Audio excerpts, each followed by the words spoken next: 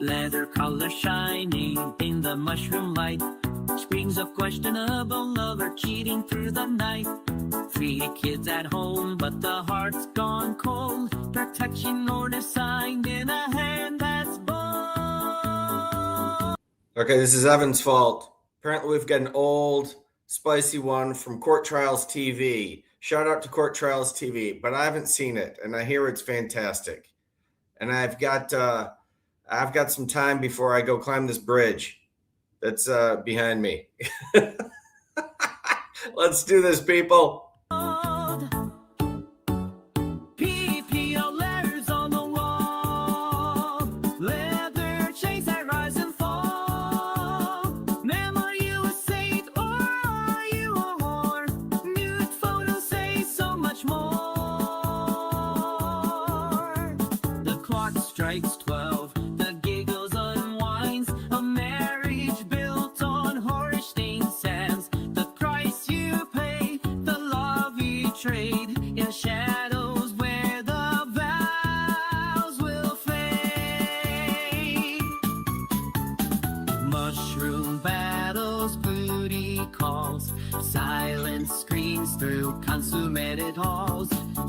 I don't know what any of this means, but it's based on this appearance, so it's got to be good. This little ditty's called Scarlet Letter and Leather Chains. Little faces lost in the fray. Pocket pussy ain't laughing as the batteries fade. PPO letters on the wall. Leather chains that rise and fall. Ma'am, are you a saint or are you a whore? Not fun or me, so much more. PPO letters on the wall. Leather chains that rise and fall. Ma'am, are you a saint or are you a whore?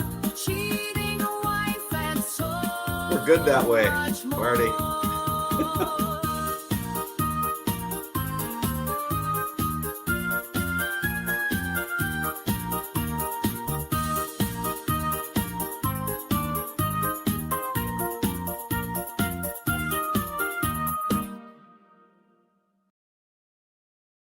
Have used shrooms. Shrooms. Okay. Yes, And sir. When was the Mushrooms. last time you've done mushrooms? About 3 weeks Been back. After the separation as well. Yes, sir. Who did you do mushrooms with? I did with Christopher Draper in the privacy of my home when my kids were not present. Okay, and he did them with you? Yes, sir, he did. We're ready, if you're ready to proceed on your motion to adopt the parenting plan, and we'll go from there. All right. Please, you may call your first witness. Yes, sir. I'd like to call my client, Ms. Valdez, to the stand. Valdez, if you'll come around, please, and I need you to raise your right hand and be placed under oath. Judge, if I may, we're going to waive opening. The only other thing, I've got a motion for exclusive possession of the marital residence. That's on the docket for today as well. That's fine. We'll leave that in there. Ms. Valdez, you can move that base of that microphone towards you if you need to scoot back. Okay, all that is Court Trials TV. Link to that channel in the description. Big shout out to them. It's like a year old. It's new to me. I haven't seen it. Evan insisted I do it. I said, you know what? Over the holiday, when there's no court, that's perfect. Today's the day. It's perfect for a late Christmas. A little bit, whatever makes you comfortable. All right, thank you. Please, you may ask. Good morning, Ms. Valdez. Could you please state your full name for the court Leah Marie Valdez. and your husband's full name for the court? Vincent Russell Valdez. Ms. Valdez, how many minor children do you have together? We have 3. And when did you leave the marital residence? I left the marital residence, I want to say it was August 5th. I know it's in writing. I'm just cloudy on when that exact date is. Thank you. Can you tell the court why you left the marital residence? I left the marital residence for my own safety. I was having a discussion with Vincent about how unhappy in the marriage I was. I did not use the word separation or divorce, but I was letting him know just how unhappy I was. And he told me that if I was not going to fight for our marriage, that I had 1 hour to pack and leave. At that point, he left the residence to go pick up pizza for the kids. And he said, and I quote, "You better be gone by the time I get back." I was fearful in my own home. And so for the safety of myself, I mean, I'm not going to just do it the whole time, but we need to get one out of the way just to start the meeting here. Ma'am, are you a whore? I object to the relevance of that, Your Honor. All right, what, I'll tie it up real quick, Judge. all right, go ahead. You're not a whore?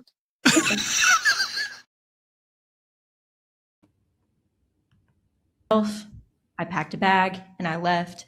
I was not too sure when I was going to come back. And so I left that night and came back Sunday and served him with divorce papers. And where are you residing currently? I rented a home in Kingston Spring, 18 Maple Street. Can you tell the court a little bit about what the parenting arrangement has looked like since you left the marital residence? There have been no hard set days. We planned on that, but because of both of our schedules, it fluctuates and varies based off appointments, work, personal activities. So roughly right now, the kids are spending 3 days with me, 4 days with him, or 4 days with me, 3 days with him, depending on how the week varies. Do you have the capability to do a shared parenting schedule as to 50-50? Yes, we do. Subject to his work schedule when he travels, because he's a sales rep, and subject to my work schedule if a special event pops up with the businesses that I own. Yes, ma'am. And since this arrangement, have you had any major issues between both of you regarding the children? Not that I know of, no.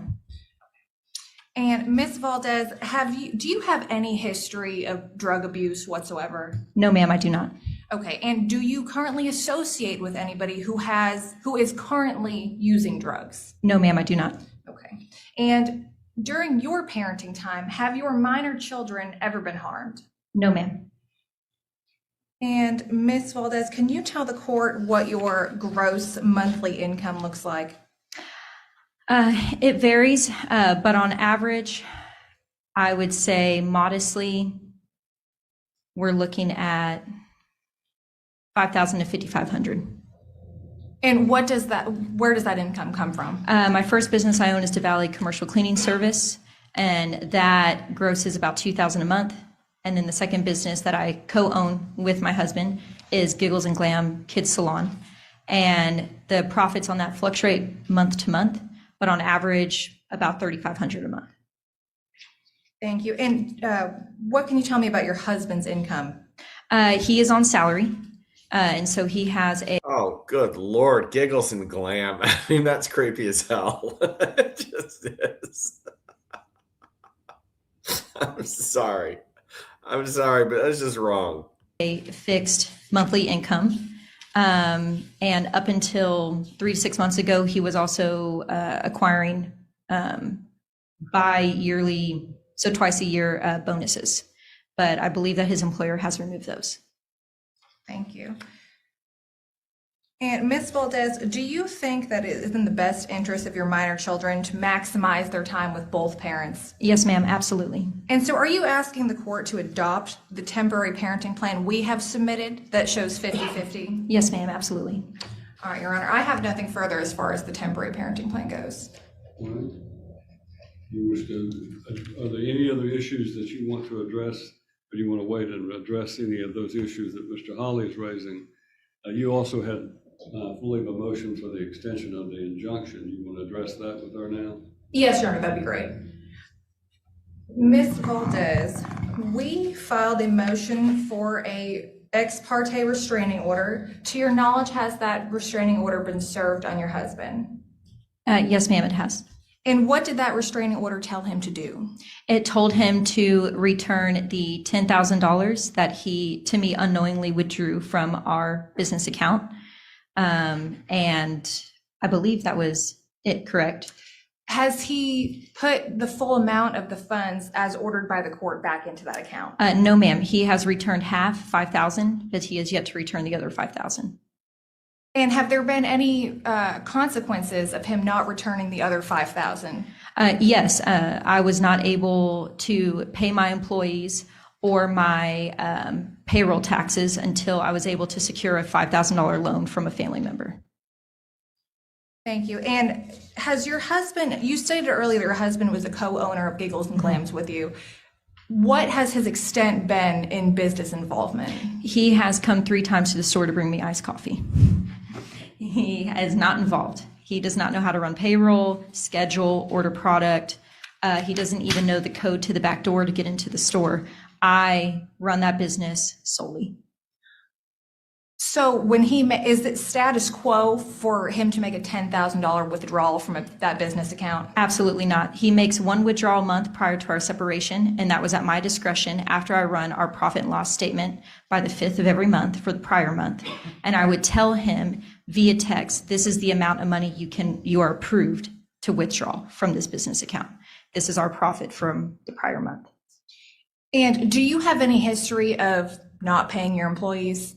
No, ma'am, and every single one of my employees can attest to that. Do you have any history of misappropriating any business funds?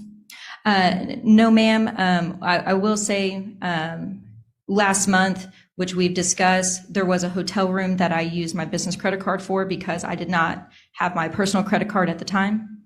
But my associate, Chris Draper, has paid $50 back into the business account for that, splitting the hotel room costs. And I'm more than willing to pay the other $50 in restitution. Can you tell the court what approximately that amount was? It was $105 to La Quinta Inn, I believe. And are you capable of putting that money back Yes, into the ma'am. account? I can do it today. Ooh, rolling big at the La Quinta. Are you willing to provide your husband with an accounting of business expenditures going forward? Yes, ma'am, absolutely. Okay. And are you asking the court that this mandatory injunction and restraining order stay in effect so that you can properly operate your business? Yes, ma'am, absolutely. That's all I have, Your Honor. I mean, we already know what's going on here. If we didn't know, the opening theme song was a good clue. But, she hates him. She is absolutely in her masculine. She does not respect him or whatever. So whoever this poor guy is, God bless him. I'm sure it's all over and he's moved on with his life. But yeah, telling him what to do and this whole attitude and everything. Oh, that is just miserable. Just miserable. But we get, although we get the big picture, let's stay around for the nasty details, shall we? All right, Mr. Holly.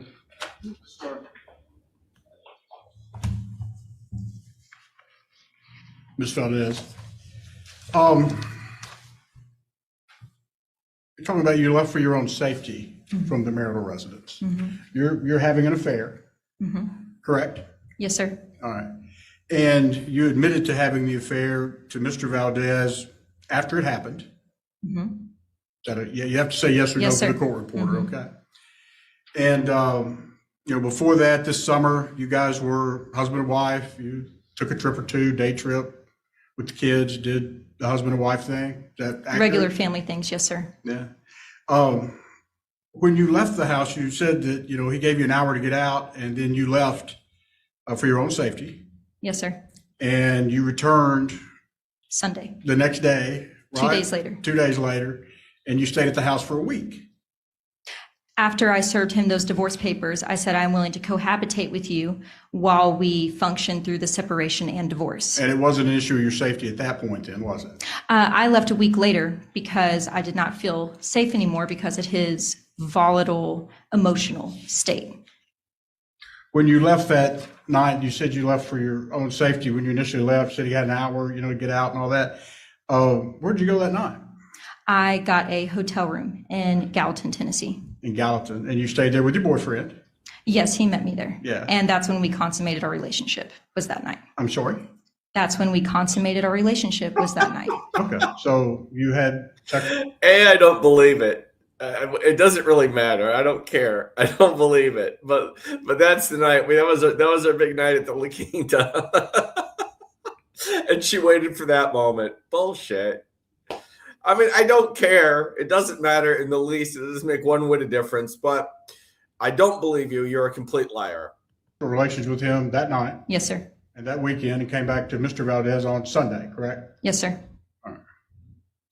So the name of the person you're having an affair with is whom? Christopher Draper. Christopher Draper. And how did you meet Mr. Draper?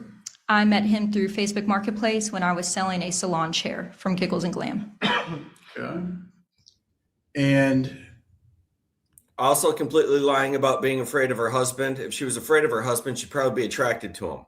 She wasn't attracted to him because he wasn't violent and he isn't a felon. So she went out searching for one. So this sort of claim in court that she's afraid of her husband is complete and utter nonsense. That was July 17th. you talked about, going to the motel room with Mr. Draper. How did you pay for that? I paid for that with my own personal Kroger credit card. Okay. And you didn't put that on the business card? No, sir, I did not. And you're sure about that? Yes, sir. Okay.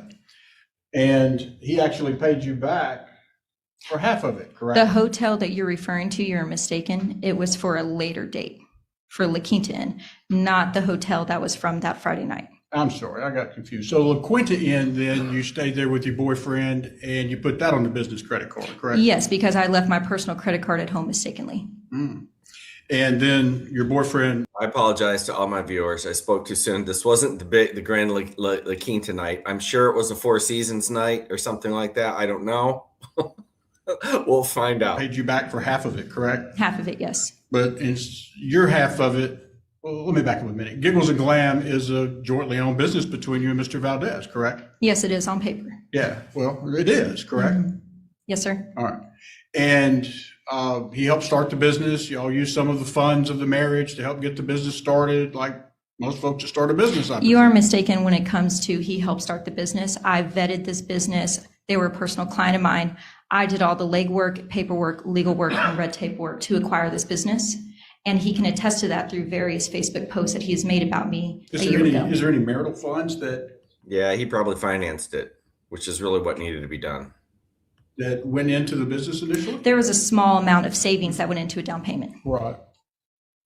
So it's fair to say then, at least your half of the motel room that night was part of Mr. Valdez's, part of the business when you used that card, correct?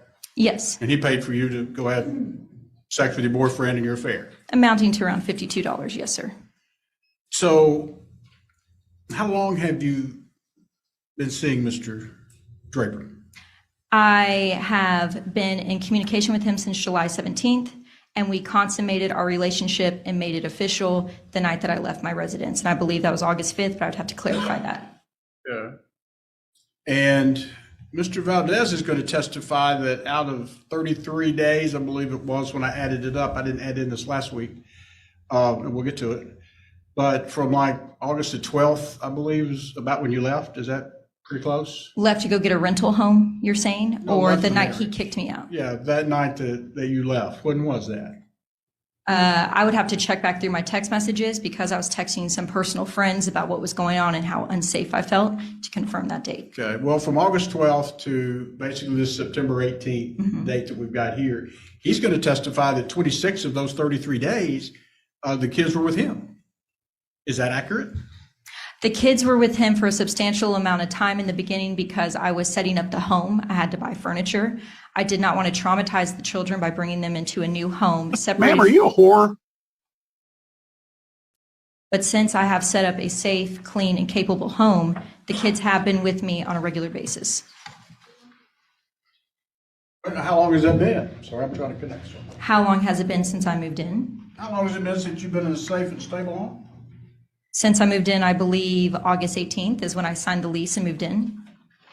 Well, that doesn't track with what Mr. Valdez is going to say, and I'm asking you if this is accurate. He's going to testify from this August 12th to around the September 18th date, which is about 33 days, that the kids were with him 26 of those 33 days. I believe that is grossly inaccurate. The kids were not with me initially after I moved out to go get my rental property at 318 Maple Street for probably the first 10 to 14 days because I needed to furnish it. I needed to get everything prepared so it was a comfortable environment for them. What he's also failing to disclose is that I came In other words, it's accurate. over to the residence every day to cook, clean, and prepare a home for him and the children to provide the children a sense of normalcy. That is what he's failing to disclose. And I would leave in the evening time to go back to my home. Okay. Oh, sweet Jesus. She warmed up dino nuggets and we're all supposed to give a shit. You've got to be kidding me. How did the kids take the separation and you taking them off to your place? The kids personally, once they arrived at my residence, were elated. We had toys that my mother had purchased for them there. There were new beds, new furniture, new clothes, food that they normally were not allowed to eat at my ex-husband's house. They were elated to be there. In fact, that night I have it on video, them dancing around to music about how excited they were. I want to show you a video and ask you if you recognize this video coming from your doorbell.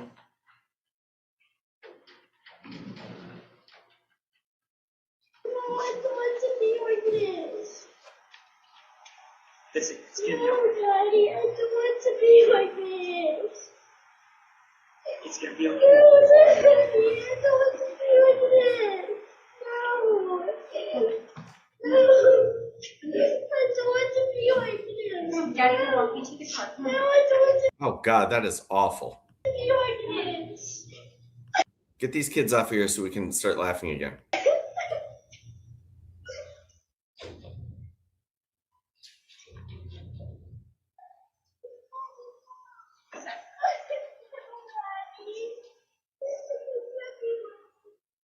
So is it fair to say that your son was taking that kind of rough?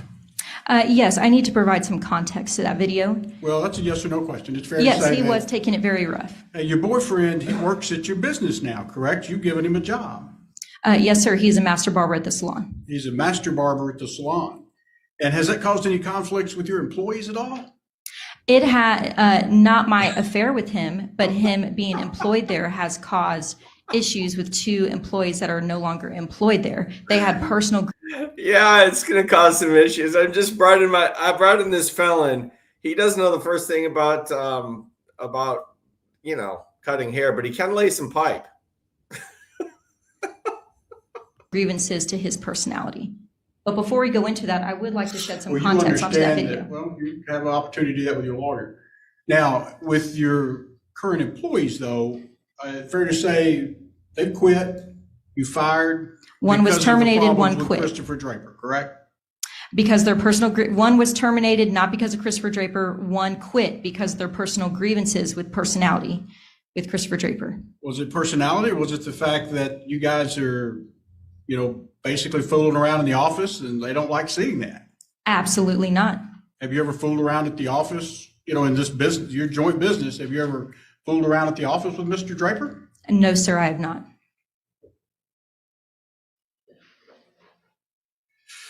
I'll show you, there's two videos here, and I want to ask you if you recognize this. Oh my God, does he No have sound. the goods on that to impeach her? Now, is this your back storage room at the office? Yes, it is. Oh boy. Oh That's Mr. no. Draper, I take it. Yes, it is. And he's here today, Oh correct? no. Yes, he is.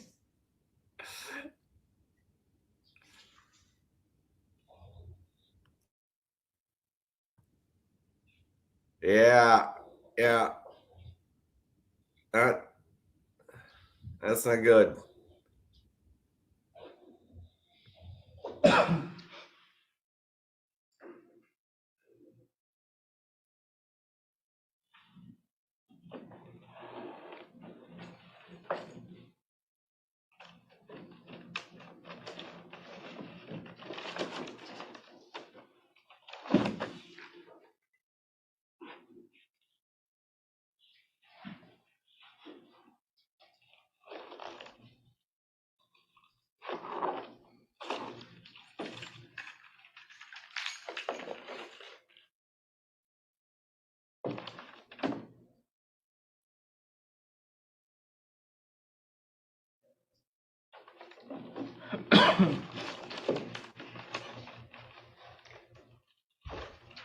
This says Sunday, but that's one of the days that y'all are open, one of your busy days, is it not? Yes, sir, that's correct.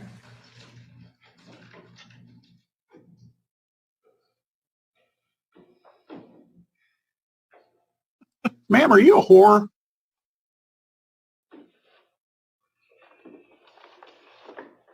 I'm going to ask you if you recognize this video as well. That's your back storage room and you and Mr. Draper. Yes, that's correct.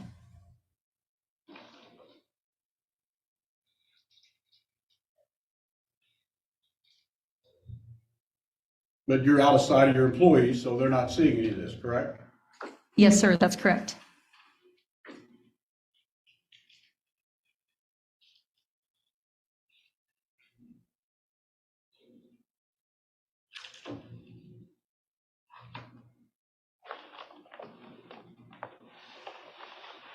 This is the time technically he should be out there cutting hair, correct? He was in between appointments, Your Honor. No. Who is this coming in here to say you got a phone call? He was in between something. That is Marissa Wallace. She's one of my receptionists. Okay. So, I mean, your people do see that. See me giving a hug. I would hardly call that fooling around. So what we've displayed here today, you would not technically call fooling around. The hug that my employee witnessed, I would not call She is not going to accept it unless you have the money shot. That's her position. She's sticking with it. fooling around. The kissing from the prior video, yes, I guess you could technically label that as fooling around. Well, it's fair to say you recognize two of your employees here today, correct? Yes, sir, that's correct. All right. And if they testified they actually saw this and other things, would you deny that? I know who was on shift that particular day, and Jessica was not on shift, and Kennedy was in the middle of an appointment. So I don't see how they could have witnessed anything in that video besides Marissa Wallace, who was the receptionist that came in. You think your employees talk about everything that goes on there? Oh, absolutely. Absolutely, they do. Okay. So we've talked about you spending money for your boyfriend at the motel, the business funds for your boyfriend at the motel. Have you spent any other business funds with your boyfriend? There was one purchase as a gag gift for our joint friend for his birthday, which Christopher Draper has paid back in full to me, to the business account. I use the business account because it is tied to an Amazon account, and that was for a gag gift, which is called a pocket pussy. But it was a gag gift. It was not for our quote-unquote illicit affair, and Christopher Draper has paid that back in full within 12 hours of the purchase. Well, if I may ask, how many of these pocket peas have you given to your other employees as a gag gift? It was, you misunderstand, you misheard. It was not to an employee. It was to a mutual friend for his birthday. Yeah, Evan was right. He sent this to me. He's like, it's really old, but you haven't seen it because he knows. And I'm like, I haven't. I said, I'll take your word for it and give it a shot. Birthday as a gag gift. What about, is there anything else? You see the banner up there. Did you buy him a banner? Yes, I did. Okay, so now we've got this. What did you buy with him for your business funds here from Fast Signs? It is for the barbershop he is starting called Drip Fades. Okay, and this is a picture of the banner that you got, correct? Yes, sir. He's going from glam and giggles to drip fades. Holy shit. This can't be real. This can't be freaking real. This is no. Somebody wrote this.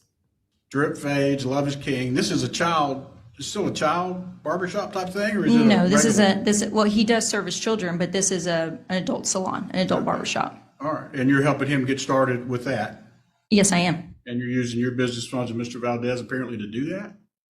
No, I believe I purchased this with my personal credit card. Okay, I'll let Mr. Valdez show that. Do you believe or are you certain? I believe. So you're not certain? Well, quite frankly, you have me. You remember the last time you tried to lie to the attorney? Remember how that didn't work out well? I'm guessing he's just not making these questions up out of thin air. Second guessing myself based off the amount of evidence that you're bringing up on the screen. Well, I understand that does have a tendency to make people second guess yourself. Why would that make you second guess yourself? I think it's natural to be a little bit nervous when being attacked, and my personal information that I have no idea how Vince has come upon unless he's hacking my computer or my emails. So Of course, it makes me a little bit it's nervous. Okay to lie as long as You don't get caught? Is that what you're saying? No, sir, that's not what I'm saying. Have you referred business to Mr. Valdez? I mean, have you referred business to Mr. Draper? I'm sure. If we could not take in clients, yes, I have referred them to what I call our associate barber, as he has referred business to me. So as far as the making out and the business funds being spent on Mr. Draper, do you think that's good for the business that you and Mr. Valdez had? I think as long as it does not damage the clients, the employees, or the revenue of the business, I think that it is irrelevant if I kiss my boyfriend in the back room. Okay. Well, you understand you got 2 employees here that are no longer your employees, correct? Yes, sir. And they're going to testify it was a problem. You understand that? Yes, sir, I do. I also have double the amount of employees that will attest that it's not a problem for Christopher Draper to be there. Did you go on a trip with your boyfriend this last week? Yes, sir, I did. Where'd y'all And those would be the employees I can still fire. go? We went to Morgantown, North Carolina, as I was running a 18K. How long did y'all stay there? We were there about 48 hours. Okay. How did you pay for that? With my personal credit card How are you going to pay that off? from my own personal income. From Giggles and Glam? Giggles and Glam and Valley Cleaning Service, yes, sir. All right. So in a roundabout way, Mr. Valdez is paying for your trip with your boyfriend. In a roundabout way, I guess you could say that he is. All right. So you've taken other trips with your boyfriend, quite a few, correct? The only other trip I can think of was, no, we have not taken any long trips. We've driven within an hour of my residence to go hiking or to go camping, but I wouldn't call those trips necessarily. You do that rather frequently. How many of those have you taken?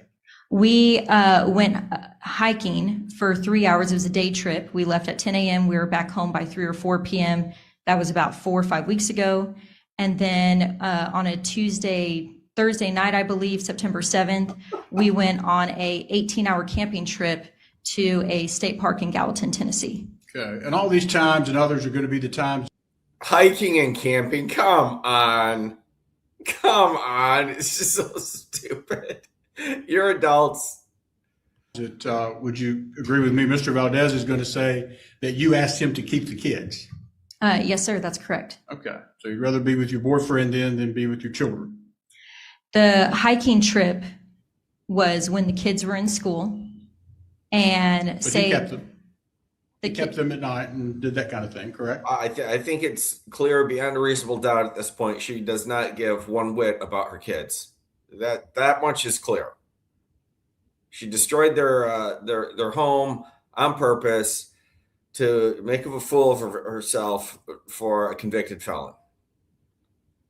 Then is loud and proud about it on the stand. You couldn't care less about those children. So the hiking trip that we took, that was 4 or 5 weeks ago, if I remember correctly, the residence that I had rented was not prepared yet for the kids. So the kids, yes, were in his care. And then the 18-hour camping trip we went on was September 7th. That was a Thursday, and that was technically one of the nights that the kids were scheduled to be with Vince. As you talked about, you're alleging it's been like a 4-3, 3-4 type relationship. Mr. Valdez is going to say differently. I told you that. Can you explain what you mean, a 3-4, what was that? Well, I thought you were talking about, it was your testimony. I thought if I missed it, you're talking about 4 days with one, 3 days with the other. The next week it's 4 days with the one that got 3 days, and then kind of rotate that. That's what you were testifying to, correct? Yeah, that's what we have had planned, but it What has you had fluctuated week to week. That's what I've said. Fluctuated quite a bit, correct? Yes, that's Why true. not take these trips on the time that it's not your time with the children? I mean, why don't you arrange a Because trip with I your work boyfriend even evenings at with least the around Valley that? Cleaning Service, and Vincent has expressed interest that he wants the kids with him as much as possible because he does not think they're safe in my care. And I If you're work leaving the evening. kids- If you're leaving the kids with I don't know if this guy ever shows up in these hearings. I don't. But all that I'm hearing about him secondhand is he's reasonable. His only crime is he was serious and therefore boring. That's it. But everything that I hear about him is like, yeah, the guy just cares about his kids. That's it. Him like that, do you think they're safe in your care? Of course they're safe in my care. Of Your course they are. boyfriend's a convicted felon, correct? Yes, he is a felon. And I've looked at his record. I mean, there's thefts and drug charges and things like that, correct? Yes, sir, that's correct. And quite a checkered past of felonies and rehabs, correct? Yes, sir, you're correct. Can you understand why Mr. Valdez would have concerns about the kids being around your boyfriend? Naively, yes. Have you given Mr. Valdez any other significant have you given Mr. Draper any other significant monies? Personal funds, yes. And how much and what for? So with the commute back and forth with our relationship, he failed to qualify for a personal loan for a motorcycle. And so out of a personal credit card, I funded him roughly $3,500, which he's making monthly payments to me personally for that motorcycle, just so he doesn't have to spend money on gas quite as much to come see me and to travel to and from work. Is he not living with you? He does stay at my residence from time to time. Yes, sir. Okay. That's what happens when you start acting like a man and you think you've got a unit. You start doing man things like paying for sex. Facebook post where he called it home. It's disgusting. Yes, he sees it as home, very much so. He's living with you. Yes, he is living with me. All right. So what kind of motorcycle did he get with your funds? I believe it was a Kawasaki. So I want to show you a couple of PayPals and ask you if you recognize this, where you sent yourself, Christopher Wilden, at this point. He goes by a couple of different names, correct? His legal name is Wilden, yes, sir. But Wilden. he goes by Christopher Draper. All right. So, Mr. Wilden, you sent him $1,250 here, is that correct? There were 3 or 4 different payments on PayPal for my own personal I'm money. going to take them one by one. So this was $1,250 you sent to Mr. Wilden, correct? Yes, sir. And that was on September 13th. Is that accurate? Yes, sir. And that was after you left. Yes, sir. And for the record, can you read what your note was? It says, "I love you so fucking much." And your testimony is that was for a motorcycle. Yes, it was.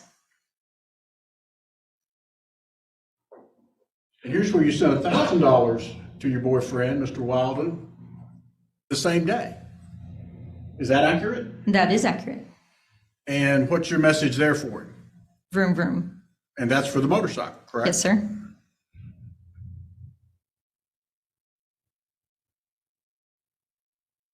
And here's another $1,000 for the same day. And what did you put in the notation for it? Round 2 And again, this was money you sent to Christopher Wilden. for the motorcycle. And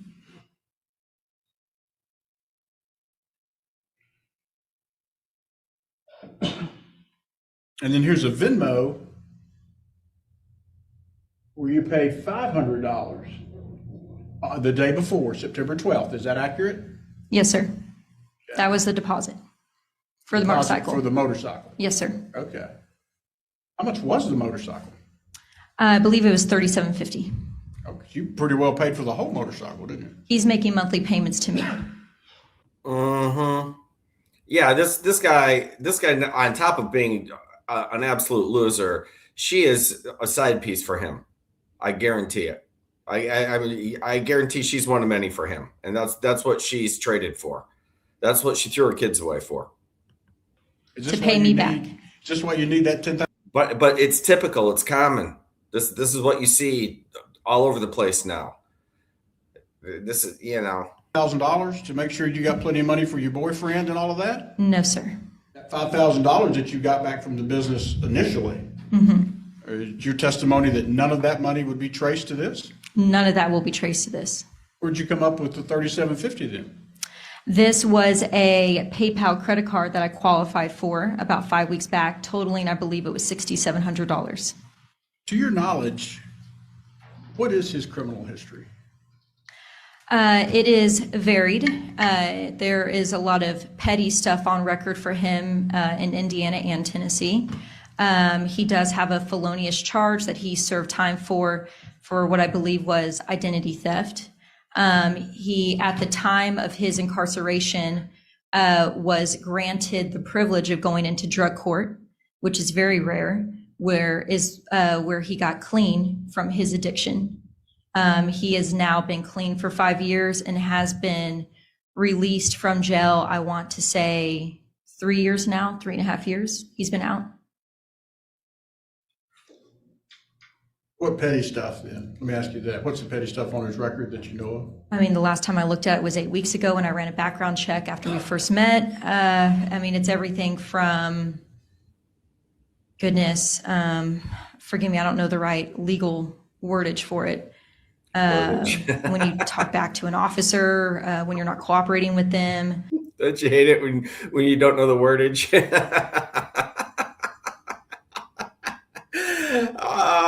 Sleazy, dishonest, and stupid. It's the trifecta. Yeah. Just continue embarrassing yourself. It's good fun.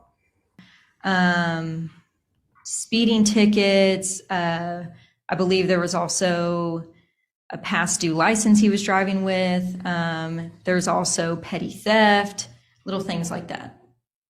Well, I know you call them little things, but you know, they're not felonious, so let's clarify. There was one felony charge on him. Okay. You call them little things. Mr. Valdez is very concerned about his children being around this character. You understand that part? I do understand And that. you've had your children around him, correct? He's met your children. He has met my 2-year-old Sage after I take Sage to the therapy appointments that I have scheduled myself that my husband failed to do. And that's the only one that he's been around? Yes, sir, for no more than 5 minutes at a time. You have plans to let him be around your children, though, correct? In the future, yes, I do. Do you drink? I do, yes, sir. All right. And you've had drinks with him, correct? Yes, sir. Mr. Wilden being him. Wilden, yes, Wilden, sir. yes. And how many times have you drank with Mr. Wilden? We drink in the evenings anytime we're together to relax and unwind like any adult would. Okay. And you talk about that's every evening y'all are together? That's what I'm hearing? About 6 nights a week, yes, sir, we're together. Okay. And how much do you drink every night? Personally, for me, I probably have 2 Coronas or 2 glasses of Chardonnay. How many does he have? He probably has 2 or 3 Coronas. All right.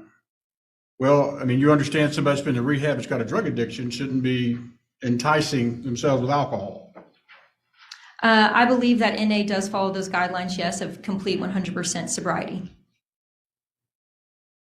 And again, you think that's okay to have around the children at some point?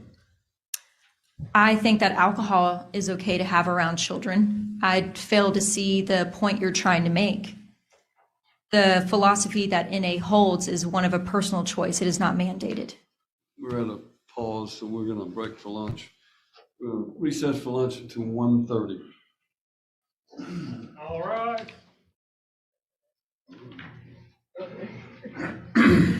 Mr. Holly, you may continue your cross-examination. And you talked about, you know, you need this money for your business funds to be able to pay employees, things of that nature. You did a photo shoot. Yes, sir, I did. And where did you do a photo shoot at? At Studio 110 by Holly Douglas in Gallatin, Tennessee. Okay. And when did you do that? Where? When? I did that, I want to say it was the first week of September, last week of August. I would have to look back at the dates.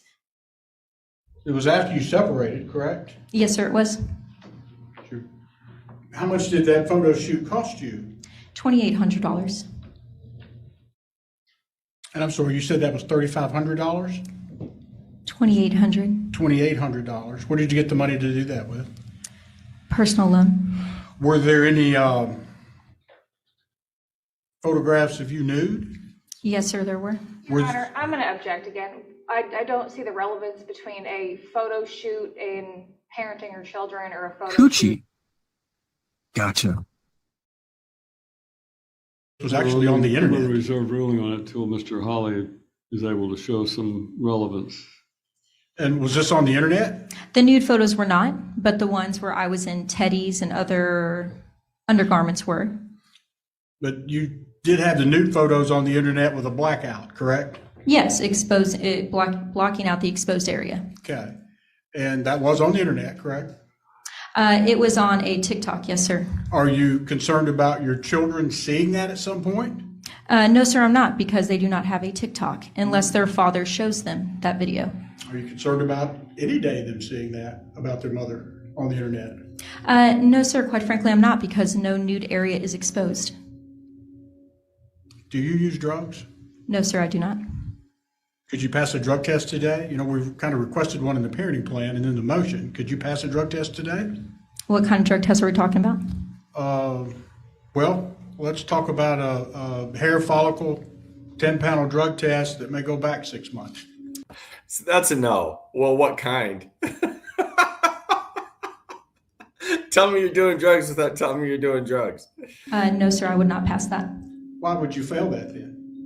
Because in the past, I have used shrooms. Shrooms. Yes, sir. What are Mushrooms. shrooms? It's hard to explain, but you ingest them and they make you feel euphoric for a few hours. Okay, and you're referring to mushrooms, correct? Yes, sir. They are illegal. Yes, sir. Okay, and when's the last time you've done mushrooms?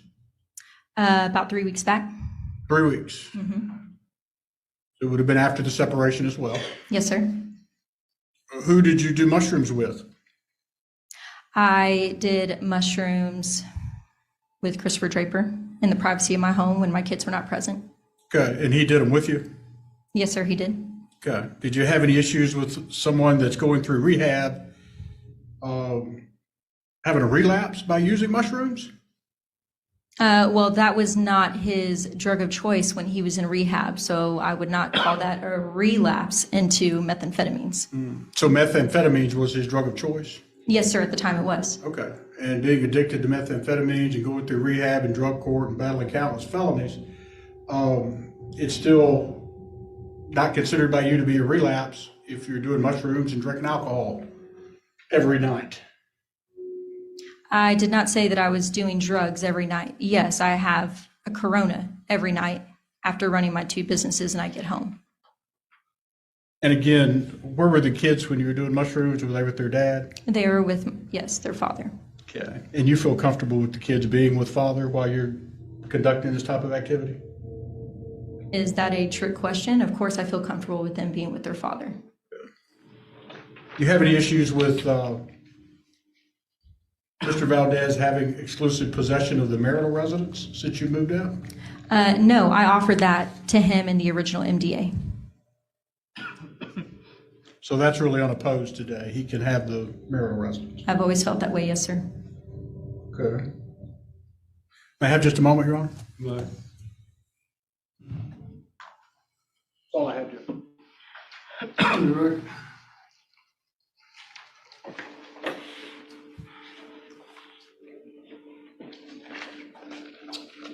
Ms. Valdez, a few things that I would like to clarify with you.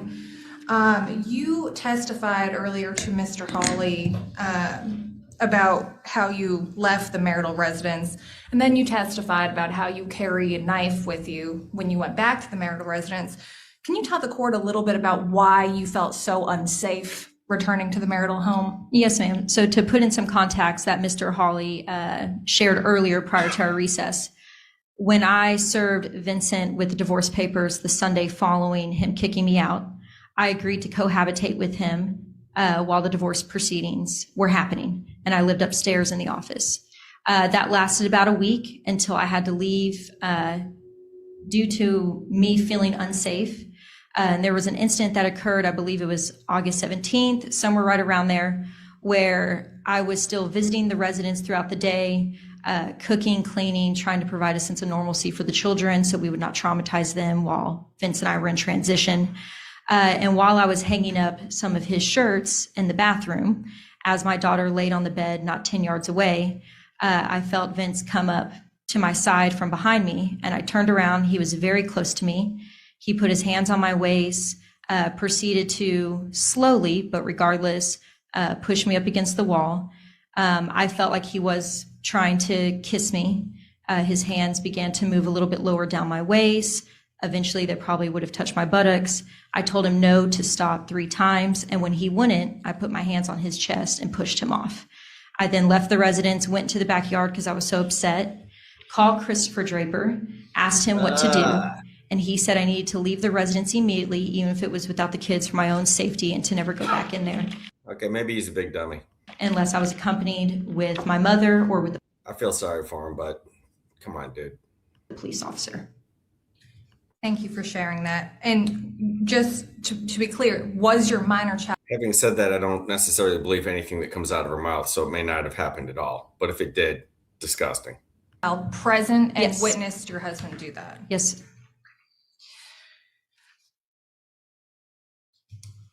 And you testified earlier that Mr. Draper will spend the night at your residence sometimes, but that he has never been in the presence of the minor children for more than 5 minutes. Can you explain to the court how that works? Yes. So to clarify that 5 minutes, that's with my 2-year-old son, Sage. On Wednesdays, I take Sage to 2 therapy appointments. And afterwards, I drop off lunch to Christopher Draper at his barbershop, in which my son, Sage, is present for that. But Christopher is working, so we never stay long. Secondly, Christopher comes over after hours at around 9 o'clock. The kids are already in bed. We have dinner on the front porch, and then we go to bed. He leaves for work between 4 and 4:30 a.m. before any of the kids even wake up. And the credit card account that Mr. Holly put up on the screen earlier, was that your credit card account? Are we referring to the PayPal? Yes. Yes, that is my own personal credit card that I took out after Vince and I separated. Is your husband associated with that account in any way? No, ma'am, he's not. We also saw a video from Mr. Holly with you and Mr. Draper hugging and kissing in the laundry room. Mm-hmm. Did you lose any business over that interaction? No, ma'am, I did not. Okay. Did you lose any employees over that interaction? No, ma'am, I did not. And you just testified earlier that you used mushrooms. Do you have any plans on that being a recreational thing for you? No, ma'am, I do not. And were your children in your presence when No, that ma'am, occurred? they were not. That's all I have, Judge. Mr. Holly? To be clear, I thought I heard this. So, Mr.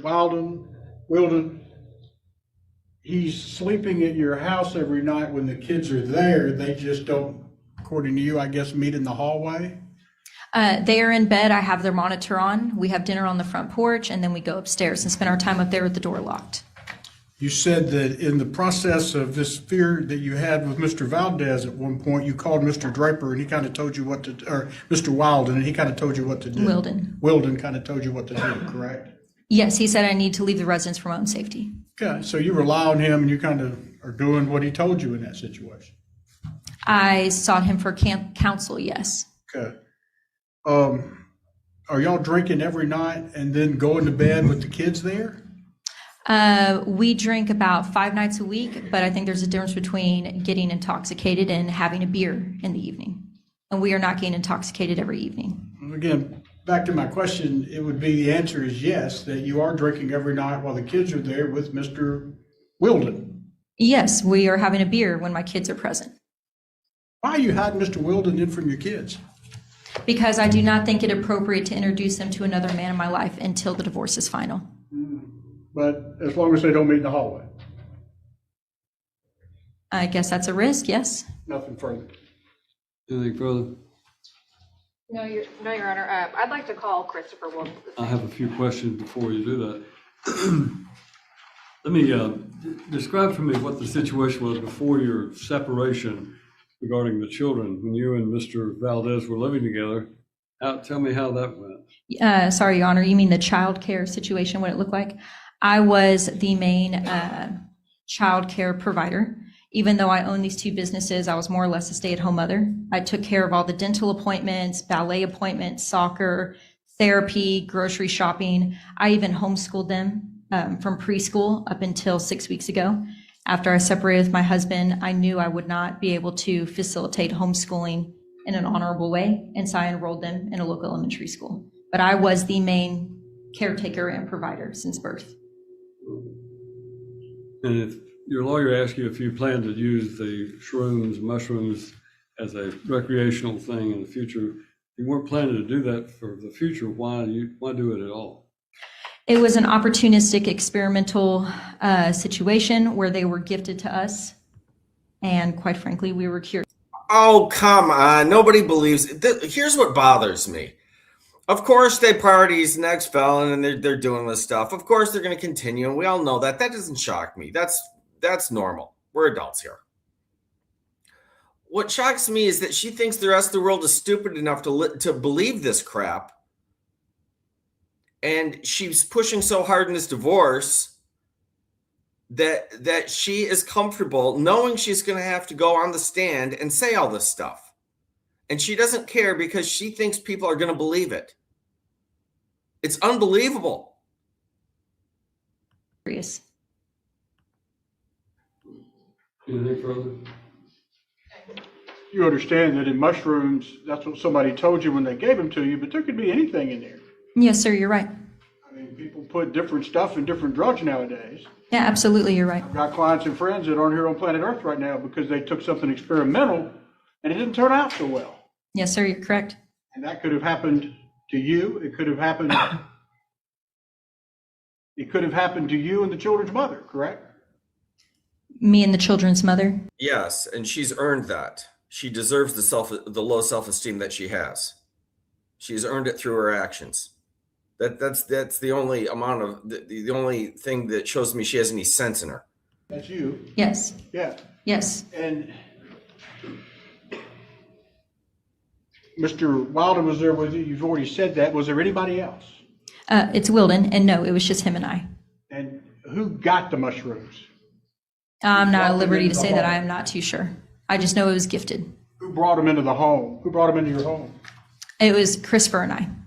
Well, did somebody give them to Mr. Wilden and bring them in, or give them to you and bring them in? I assume someone gave them to Christopher. Okay. And again, this is all appropriate as long as we don't meet in the hallway.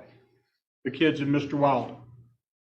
I don't understand how that has relevancy here when we experimented with the shrooms while my kids were 18 miles away. So I don't understand how the hall. I'll tell you what's not relevant, things that you understand. You clearly don't understand a lot of stuff, like basic human interaction. But that's her go-to every time, pretending to not understand. We don't care if you understand. Answer the damn question. Way has context here. If he brought drugs home and if he brought drugs and brought them into your home, and he talked you into using them, what's to stop him from using them at any time? He did not talk me into using them. I agreed. What's to stop him from using them any time? Address my question. I understand that. What's to stop my husband from picking up drug use at any time? Well, he doesn't. It's all apparently speculation. he doesn't apparently have a history of it. We're not talking about his drug use, are we? No, we're not. I mean, he doesn't have a history of that. Mm-hmm. Is that correct? That's true. That's you, correct? I do not have a history of drug use. I've experimented one time. And you wouldn't call that a history of drug use? I think that's a very loose way to use the word history. Is it fair to say that with the drugs, the photo shoot, the different things you've got going on with the affair, that you're kind of got a midlife crisis going on here? I can see how someone might think that on the outside, but I also think you have to look at the hard facts. I'm still running 2 profitable businesses. I still have a team of staff members who worship me, who are willing to testify to my character. And I also have a community of people that are. Oh my God, nobody worships you. The hard facts are you're paying for sex from a convicted felon and you threw your family away. Those are the hard facts, and everybody knows it, and it's already been established. Just stop talking. Also willing to testify to my character. I pay my bills on time. I'm never late. I run my businesses flawlessly, and I treat my kids with kindness and respect and provide for them. I understand that's what you're saying, but while you're doing that, according to you, and you're doing all the other things that you're doing, what's wrong with leaving the kids in what I understand to be basically the main home that they know with their father at this time, while you go do whatever you want to do? There's a difference between leaving them in a physical residence and saying that's going to comfort them compared to letting them spend time with the woman who has basically solely reared them for the last 8.5 years, educated, clothed them, spent time with them, provided for them. And again, Mr. ma'am, Valdez was I know never that their you main s- rearer. I know that you say that, but you yourself have admitted 26 out of 33 days. I did not admit to that. That is inaccurate. Well, you've admitted there's a lot of times that you're taking trips and things like that. I did not admit to that. That's purely speculation. I said we've taken 2 trips, if you don't remember, Mr. Hawley. One was a camping trip that lasted 18 hours, and it was 48 minutes away. I clocked it while I was out at recess. The other one was a day trip, hiking trip, and we were gone for maybe 7 hours, and that one was an hour and a half away. So I failed to see these grandiose trips that you're referring to. Since you've been separated from Mr. Valdez, though, you've not even come close to 50-50, have you? I would say it's been about a 60-40, 65-35. But that's also because I work nights and I work 3 jobs right now to provide for my kids while he works from home. He has the luxury of being with them more often. Well, that I understand. Thank you. Nothing further. Please, anything further? No, Your Honor. Thank you, ma'am. You may step down. You may call your next witness. I'd like to call Christopher Walden. Stand, Your Honor. Christopher Walden. Wilding, is that how it's actually pronounced? Wilding or Walden? Wilden. Wilding, you come up here, please.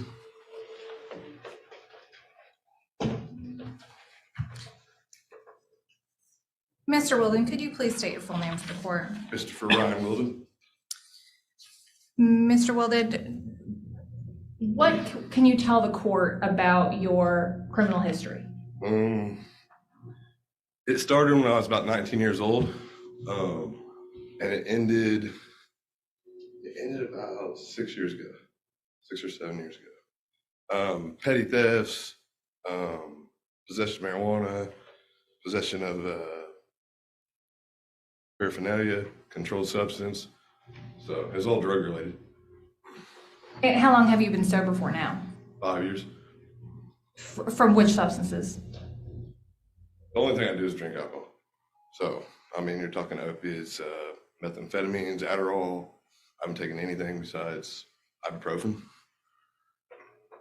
And what kind of program did you go through once you were released from prison? So part of my agreement when I came out of jail, because this last time I finally decided to change, I went through Indiana and cleared up all my charges up there, cleared my charges down here. And on my last charge, I was gonna be sentenced to do 3 years. I'd never asked for drug court or any type of rehabilitation, never been in any or anything. And, my real goal was to get back to my daughter. So I went through a drug court program, Sumner County Drug Court. It's one of the top in the nation. There's other drug courts that fly them out to teach them how to run a drug court. And, I don't know the exact numbers, but they're over triple the national standard of success rate. So what happened was I got out, when I first got out, I had 3 drug tests a week. I had 5 meetings I had to hit a week. I had a therapist, 2 pastors, and it was class after class after class after, family classes. It was MRT classes. It was, I did it all. Journey to Freedom class. So in your opinion, have you turned your life around? Absolutely. And do you have any minor children of your own? You said- Yeah, my daughter's not. And Mr. Walden, what has been the extent of your interaction with Miss Valdez's minor children? None. She's had Sage taking therapy, and she stopped by my work, and he was with her, but that was it. There's no interaction. And when you stated that you drink alcohol, how frequent is that? 3 nights a week, 2 nights a week, a couple of Coronas here and there. Do you do that in the presence of the 3 minor children that I No, just referred no. to? Okay. And what I take that as every day. do you do for a living now? So I'm a barber. I do a lot of stuff. I'm a barber. I'm actually getting ready to start a nonprofit organization to help guys that are in long-term recovery, either get certificates or get careers or to if they want to start their own business and they need lawnmowers. I'm in the middle of learning how to grant write, so I can actually, that's the progression of it. Like I cut hair for a living, but more realistically, I want to be able to give back to the community and things where I've been. So is your business doing well? Yeah, You generating a profit? Absolutely. I've been in business about a year right now, professionally. Like I've had my license since July of last year. I have almost 100 5-star reviews. I got 1 4-star review, and I've got over 600 clients that I take care of a month. And do you do any local volunteer work? Yeah. I work with Nashville Cares. We do, they hand out they do a needle exchange. So they bring in dirty needles, you give them clean needle. It's a HIV and HEP prevention is what they do. Along with testing, I got test kits coming to the shop to where I hand out test kits to people that may need it. That's different rehabs, halfway houses, people I know. I mean, because I'm really close in contact with the jail and with the recovery court, with Sumner County Drug Coalition. So I'm in ties with all of them, and I'm able to provide services that not everybody, because I'm a barber, I know everybody. And next month, middle of next month, I got granted to go into the jail and start cutting hair every other week for the indigent guys, the guys that have no money on their commissary. And that's going to be on a podcast. They're going to allow me to podcast it. So, I mean, I'm not even allowed back into the jail that I came out of. So do any of your past criminal history, does any of that have to do with children or hurting children? Okay. No. None of it's even violent. What was that? None of it's even violent. No domestics, no batteries, no nothing like that. And Mr. Wilden, recently, have you done mushrooms with my client? Judge, I want to object. That's ask and answer. He already testified all he's taken is an ibuprofen. I'm asking him directly. Overruled. Yes, I have. And can you tell the court what the occasion was or why you decided to do that? It's basically, it's a spiritual opening to deal with some of the stuff that internally has just kind of squandered me or been shameful to me. After you did that, did you relapse? No. And do you have any intention on doing it again? I mean, I wouldn't be opposed to it. When you did it, were the minor children present? No. I mean, it's honest. To what extent has my client, Ms. Valdez, used any business expenses on you? On me, I don't think any. I think the only thing that she ever used it on was a hotel when he kicked her out of the house. Did you reimburse her for that? Anything that we've ever done together, I give her money for, reimburse her, yes. Did The she? hotel, I don't think I paid for anything on the hotel because that was something that she had to have a place to stay anyways. So. Did my client help you purchase a motorcycle? Yeah. Okay, and to your knowledge, was that used from the business account, those expenses? No. I don't have anything further, Your Honor. Fine. Holly, you may cross-examine. Mr. Wilden, I thought I heard you say earlier that you didn't take drugs, all you took was an ibuprofen. Was that your testimony earlier? As far as relapsing on drugs that I've previously been addicted to, yes, I don't use. What were you previously addicted to? Methamphetamines, Adderall, opiates. Well, that's not mushrooms now, is it? No, it's not a daily thing. It's not a weekly thing. It's not I don't wake up in the morning taking mushrooms, but there are places where it is legal to wake up daily and take mushrooms. Where's that at? Colorado. Okay. I just And I got don't- back from Colorado, and it is legal there. So. You planning on moving to Colorado? No, sir. Let me clarify. It is legal for some people there in Colorado, not for me. That's. All right, so you brought mushrooms. Did you get the mushrooms? Yes, sir. Okay, and how did you get them? Did you buy them or? Yeah. Okay, so they weren't gifted, you bought them. No. How much did you pay for them? $60. Did Mrs. Valdez chip in on it? No. Did she pay for any of it? No. So She bought you a banner, correct, for your business? Yeah, So she did use a business expense for you, correct? wasn't aware that that was from the.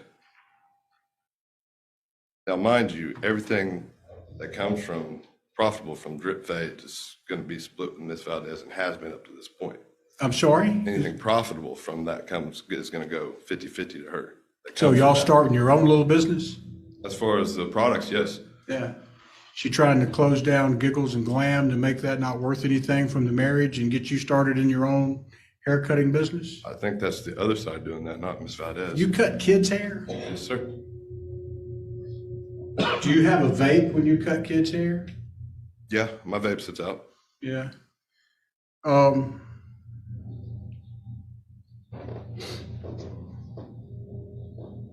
And it's actually normally in a basket, but yes, it has sat out on the counter when I come back in. But normally I have a basket that I bring with me that I keep all my personal belongings in, and it's underneath. And you're not opposed to doing drugs again, from what I'm hearing. Is that what I heard you testify to? I said I wouldn't be opposed to doing shrooms again. It enchambers, something that enchambers you? That's what I thought I heard you say? No, I said what it does is it allows me to deal with some of the things that I've done with that happened to me in my past. It's more of a spiritual thing rather than just I'm trying to get messed up.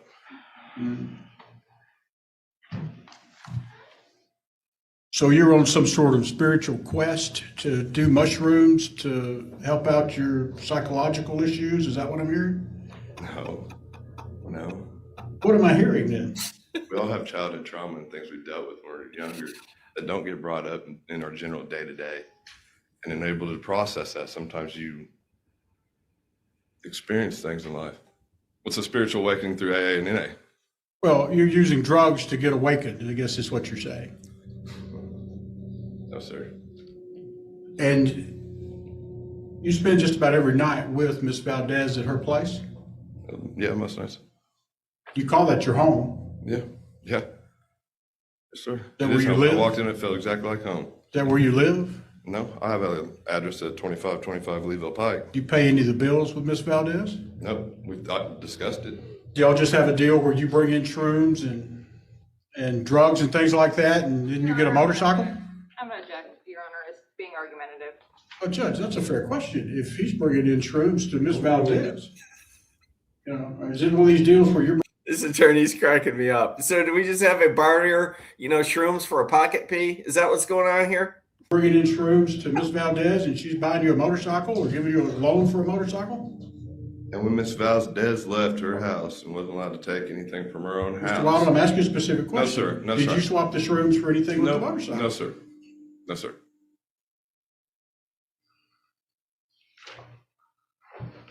Is there a domestic abuse on your record? No.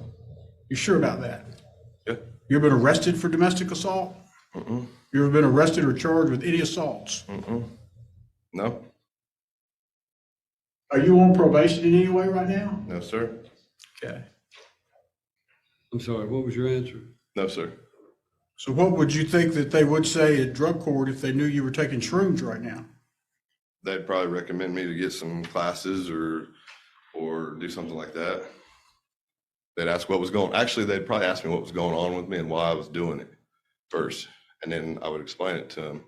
And some people don't understand and don't agree with it. And some people do, and I don't abuse it. I'm not waking up every morning craving shrooms. You can't abuse it. I'm sorry, you can't abuse drugs? You can, but it doesn't do anything. If you microdose, it's actually proven to change the way your brain fires and can You said you had 2 to 3 drinks a night, correct? 2 to 3 drinks every few nights. 2 to 3 drinks every 2 to 3 Let's nights? say 3 or 4 nights a week. Yeah. Okay, so it's 2 or 3 drinks, 3 to 4 nights a week now? That's what I said originally. Okay. If Ms. Valdez says more like 5 or 6, then would that be accurate? Somewhere in there. Y'all have a drink every night? What's that? Y'all drink every night? No, sir. You drink when the kids are there, correct? Because the kids are in bed, if they're there. I don't see the kids, but yes. You're sleeping in the same, apartment? Or is it a house? Yes, sir. House or apartment? House. You're sleeping in the same house with these kids every night? They're not there every night. Well, every night that they're there, are you sleeping with them in the same house? Not with them, but sleeping with Majority. the same house. Majority.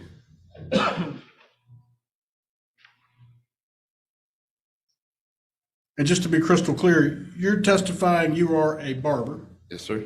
master barber, Yes, sir. and you cut kids' hair. Yes, sir. How many heads of hair do you cut a week over at Giggles and Glam? Oh, only like 5 or 6. If that. From Did noon, they to, know- from noon to 3. Do they know about your history while you're cutting the kids' hair, the parents? I'm not opposed to telling them. You're taking shrooms and I'm not opposed to telling them. you're not opposed to How do you telling think? How do you think everybody found Do you out think about that's my good for history? business? Absolutely. Somebody's come back that had a 3% chance of coming back and did. It did mushrooms last week? Am I shooting dope behind a trash can? No, sir. Am I stealing it? Am I lying? Am I cheating? No. No, I'm not afraid to tell anybody what I've went through and what I've went through and where I'm at. Nothing further. Anything else? Just real quick, That attorney is fun. when you said that you were having a few drinks while you were at Miss Valdez's home, are you ever so inebriated that you can't help if anything? was Object to the going on? leading question. How intoxicated do you get when you're at Miss The Valdez's rule on home? your objection sustained. Go ahead. How intoxicated do you get when you're at Miss Valdez's home? I mean, it's 3 or 4 beers. It's not very intoxicated at all. I can coherently do anything I do generally. I could cut hair, I can talk, I can write, I can do math and calculus. I mean, you know, like I don't get inebriated at all. It's not inebriation. Okay, thank you. Nothing further. I want to see some calculus right now. I want to see some calculus. Let's do it. Let's talk derivatives. Thank you. Well, not very intoxicated, but you are intoxicated. At my home, Well, if you're Well, calling Miss Valdez's home your home, yes. yeah, at home, yes. I'm not driving. I'm not putting kids in car. I'm not. You're missing my I'm not even question. interaction with kids. You're not very intoxicated, but you are intoxicated is what your testimony is Oh, thank you, Andrea. today with the children in the home, Miss Valdez. As intoxicated as 3 or 4 beers will get you. Nothing further. You testified a moment ago that you have been sober for 5 years, is that Yes, right? sir. So what is your definition of sobriety? Everybody's recovery is a little bit different. For me, Yeah, for you, it's non-existent. It's it's pretty common, but that's where it is for you, my friend. alcohol was never a problem. Mushrooms was never a problem. Marijuana was never a problem. I don't smoke marijuana.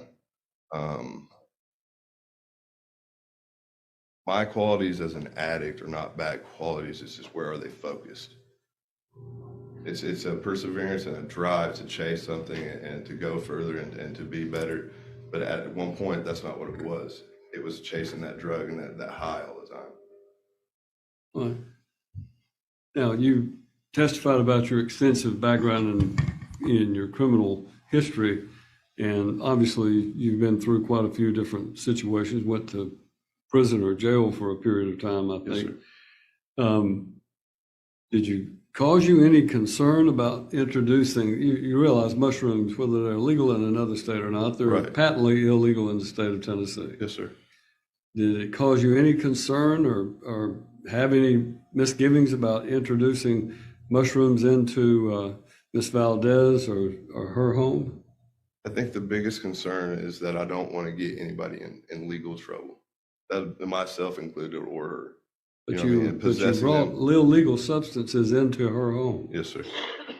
Yeah, that's my cause of concern. If I had any cause of concern about it, is that I was. All right, thank you. You may step down. Thank you. You may call your next witness. That's all I have for my motions, Your Honor. Vincent Valdez, Your Honor. Ms. Valdez, come around, please.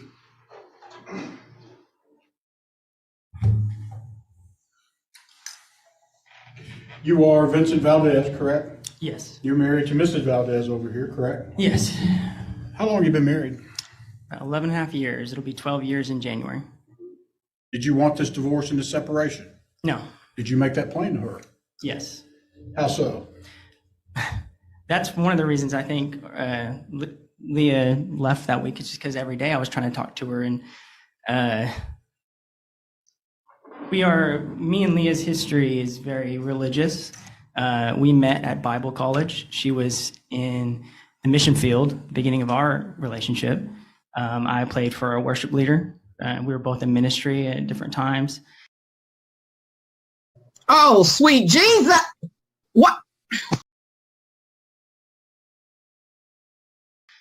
I say that to say, after I found out about the affair, I asked her if she would be willing to give Jesus a chance in our marriage, because I know that God can heal marriages, and she said no. And I did numerous things that week to try to get her to see that it's best for our family to stay together, because Leah was a good mother. She is right when she says that she was a good mother, but her actions lately have been manic and completely upside down. Like, I don't even recognize the person that I see.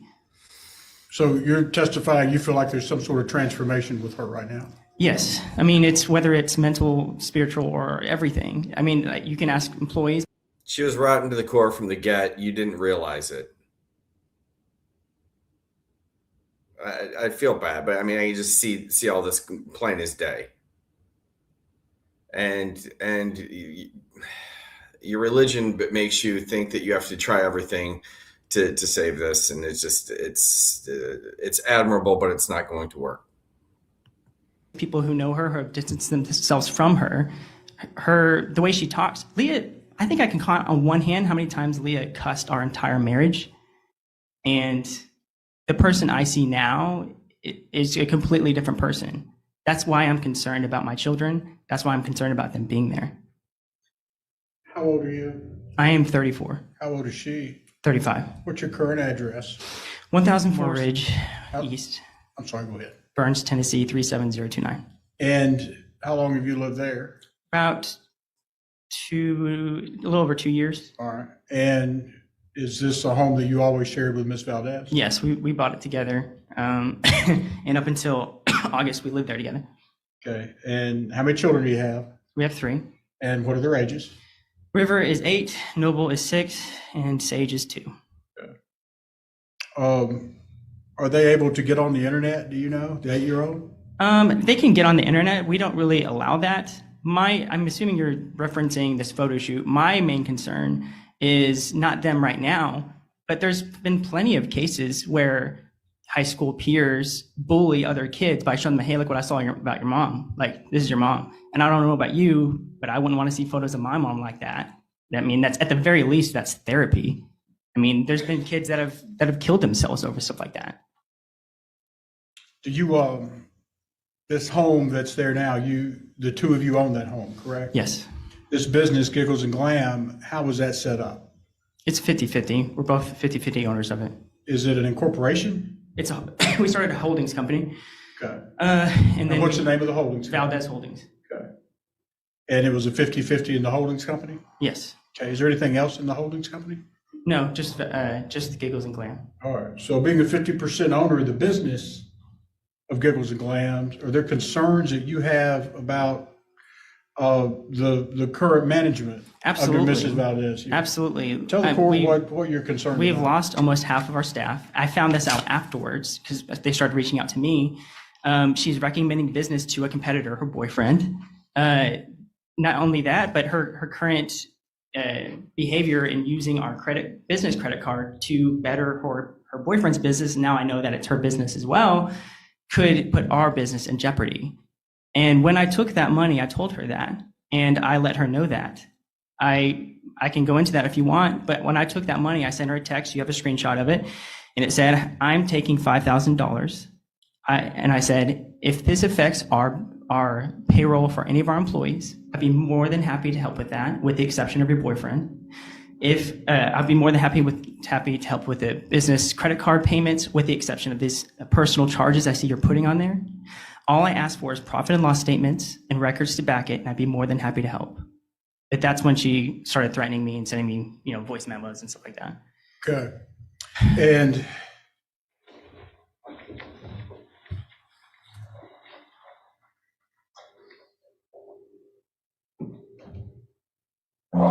How the fuck Would the business go under when I am running it the same as I always have been?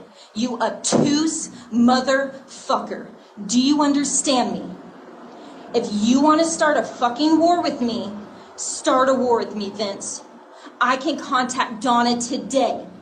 I can get a restraining order against you today. You will never see the kids again. I will tell them how mentally and emotionally abusive you've been, how I feared for my life when I was living in the house with you, and that's why I got a rental so soon. You will never see the kids again. I will take alimony from you. I will take $900 a month in child support away from you.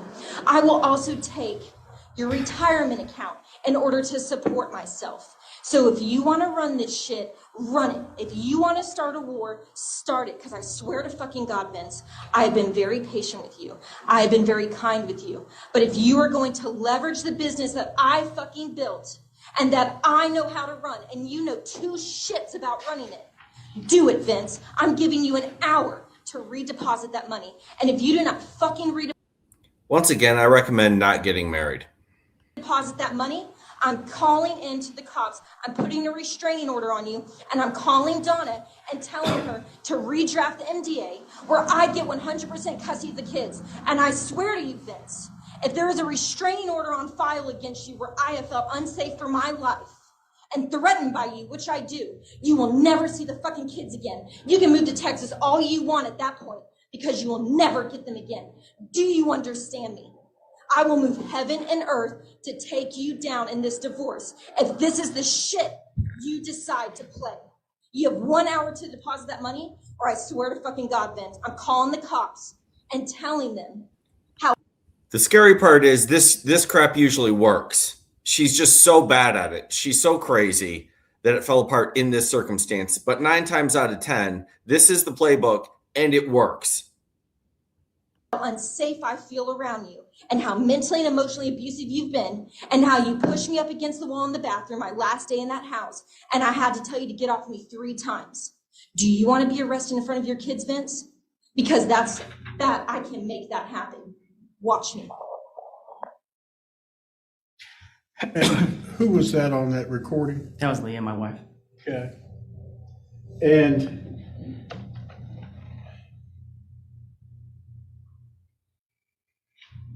when did she tell you she was having an affair? I found out, and she didn't tell me at first. She gave me papers on. She gave me the divorce papers on a Sunday. I found out on a Tuesday from my brother, and when I asked her, she did tell me she was having an affair. And then by that Saturday, she had moved out. You know, she's saying you gave her like an hour to get out and Yeah, all that kind of stuff. Can you explain to the court your side of that story? Yeah, our account of that is a lot different than the week I got back. Well, let's just say my best friend from Bible school had just taken his life, so I went down to Dallas for the funeral for that.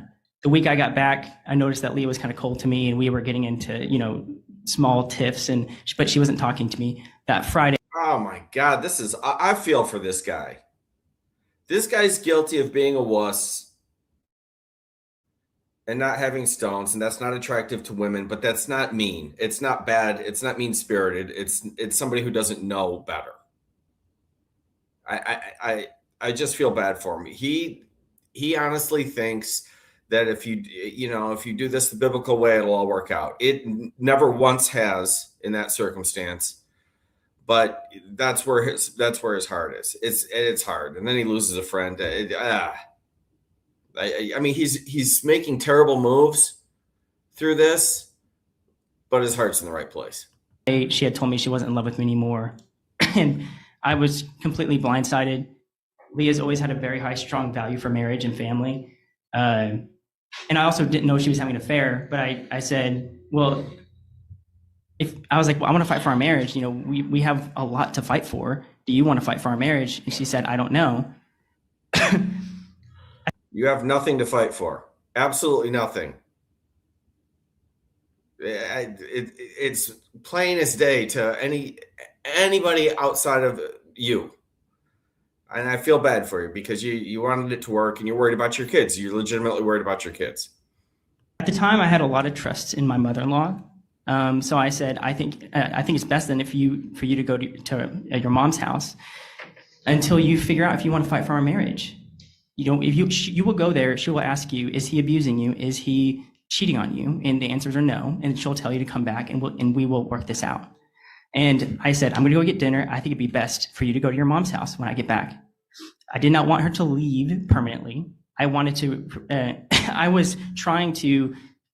I did not know about the affair. I was trying to just wake her up because this doesn't seem like the person I married. But she did come back Sunday, and then she stayed again until that Saturday, and that's when she left. And that was against my wishes. I didn't want her to leave. Did you threaten her or do anything physical to her during that time frame? What's she talking about there? Not our accounts again are different on that. Sure. What happened when it comes to that bathroom thing. Leah had been coming for a week and just cook. She would cook and leave. And then on a Friday, she came and cooked and stayed and ate with us. And at the time, I still wanted reconciliation on our marriage, even though she was having an affair. That's the hard truth. I say it all the time on here, and people get upset with me. But I mean, I don't make human nature. Patrick gets it. That's the way it is. She wants a guy she respects, and she respects a guy that she can't control. And if that's a convicted felon, all fine. But there's no saving this. None. We were joking with each other. She was laughing. We went to the bathroom. She was putting something away. And I was making her laugh. And I made a move to give her a hug, a kiss, whatever she would let me do. And she put her hand up and said, no. Our daughter was not standing right behind us. She was not looking at us. She was in the next room on an iPad, but she was not behind us. And when she said no, I said, I'm sorry. I said, I don't want to push you Also correct, free animal doctor. away. And I said, are we okay? Actually, I asked her, I think twice. I was like, are we okay? And she's like, yeah, we're okay. 20 minutes go by. I'm playing with the kids. And she goes out and gets on the phone. I assumed it was her boyfriend, and now I know it is. As soon as she came in, completely different person, yelling at me, saying she's never coming back. And, that's my account of that story. And at that point, she left? Yes. And now, instead of her mother's, where do we know she went? Well, she was she was still sleeping at her new house. But I have never been physical with Leah in any way. I've never been violent towards her or sexually forceful towards her at any point. Again, our story is not this today. Me and Leah waited till marriage to have sex. Like our lives is not this. And the person that is here today is not the person that. Your lives are this now. Your vision was not that, but your lives are that. I've known for the last 15 years. Is that a concern for her around your children right now? Yes. I mean, the fact that she's letting a guy who just said he's willing to take more mushrooms around our children is extremely concerning. I don't drink. I don't smoke. I've never smoked weed. I'll take a drug test right now if you want me to. I do not want my kids around that man. I don't. And as long as Leah is going to live this lifestyle, I am going to fight for as much custody of those kids as I can. Where's that $10,000 at? I mean, you said you gave 5 back. Where's the other 5? It's back. It's actually there. Got there this morning. He should get 100% custody. Those children are much better off being raised by him than her. But I don't know what happens or if we ever even find out. Based on the restraining order, sent that $5,000 back, correct? Yes. And what was your position on this whole $10,000 to begin Well, with? I actually meant to take $5,000. I initiated a withdrawal from Venmo and it didn't work. And then so I used my bank and they both went through. I sent a text to Leah. I have the screenshots for that saying, hey, I accidentally took $10,000. I'm sending $5,000 back. The next day she still filed for $10,000 saying that I took $10,000, but I did return $5,000. The only reason I took that money is to establish that this business is 50-50. And whatever she wants to say about running the business, that's fine. But that's because I trusted her. Just like she trusted me to do my job, I trusted her. We're 50-50 owners of it. And now I don't trust her, especially with her throwing money at her boyfriend and then also, building another business that's a competitor to the business that we own. We're 1 year into a 10-year loan. The loan payments are like crazy high because of interest rates. If that business goes under, I cannot afford it. I do not want that business to go under. I know that she and her boyfriend have testified, Leah and her boyfriend have testified that I'm trying to take the business down, but how would that benefit me? I would go bankrupt.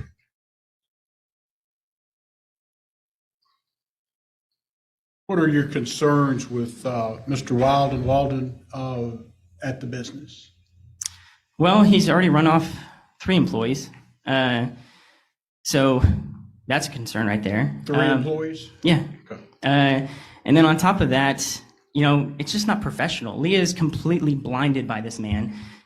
We do have a status quo at the salon that the girls have to keep up with a certain type of appearance. We are talking about a little kid salon where they do princess makeovers and, they do birthday parties in the back and stuff like that. The reason I didn't come around the business that much is because I'm not the face of little kid salon. Especially this man that she's with comes in with Crocs, a tank top that you can see his nipples through, and a vape machine. I don't think that's good for business, especially at a kid's salon. Leah is completely blinded by this man. He's completely taken advantage of her. Are you asking the court to reconsider, these business funds? She's getting $5,000 a day, and have it under some sort of security for you? Well, right now, Leah has closed down, or she's moved all of our business funds to accounts with just her name on it, which I haven't even approached because the kids have been my number one priority. But legally, she can't keep me from the profits of our business. We're both 50-50 owners of it. But right now, I just have kind of let it slide. But to answer your question, So she's been more than paid back already by not turning over money that she owes him since this. He owed her 5, but since then she just put everything in her name. If a guy did that, they'd throw him in jail. I guess, sorry, what are you asking? Well, my question is, are you concerned about her new lifestyle and her management with this business? Yeah, absolutely. And how so? Well, she's careless. I mean, she's given me crazy amounts of stuff to use in court because she's so careless. She's being careless with me. She's been careless with the kids. She has proved over the last month and a half that the kids' safety, health, and happiness is not her top priority. It might be a priority, but it is not her top priority. Where do you work? I work for a running shoe company called Ultra. It's owned by VF, Vanity Fair. They own the North Face, Smartwool, JanSport. What's your job title? I'm a sales rep. I'm in charge of Tennessee, Kentucky, and half of Mississippi. What would you say your monthly income is? On the calculations we did, the form that you made me fill out, I think the gross was $7,500 a month, but net was $5,500 a month. After all expenses and all the medical expenses and all the deductions, I my take home at the end of the month is $300 something that actually is not accounted for. That's including the mortgage that I've been paying by myself now.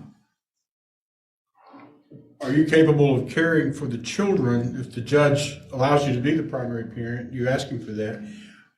Are you capable of caring for the children under your schedule? Yes. I did want to make one point as well, going back from earlier. I have not, besides that money I took out a few weeks ago, that was targeted. It wasn't just me doing something out of nowhere. I have not seen profits from our business that Leah is living off of since June profits. So July, August, and then now Leah has seen 100% of those profits of the business that we both own. You feel like that's going to pay for motorcycles? Well, it's definitely not hurting. I mean, she seems to be taking out a lot of debt, which again proves carelessness. I think she just thinks that we're going to get divorced in 30 days and she's going to get a bunch of money so she can pay all this stuff off. But, I think giving almost $4,000 to a man and also planning your whole life around a man you've known for 2 months with the history that he has is very careless. Have you learned now that when your kids are there, he's spending the night? Did you know that? No, well, I figured because he posts photos of her house and it's at night and it's when the kids are there. So I guess, the answer is yes, I knew. Wasn't happy about it.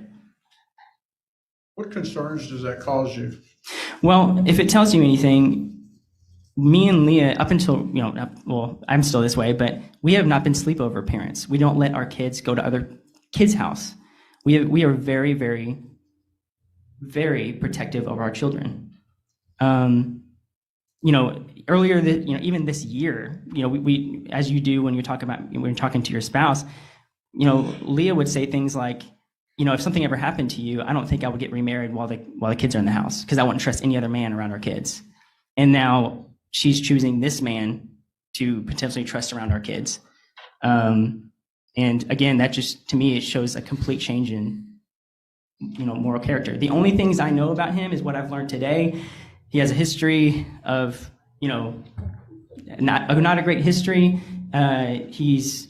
He is okay with smoking in the car that my kids drive in, and his moral compass is broken because he's knowingly sleeping with a married woman. And to me, as a father, that's enough for me to say, I don't want my kids around you.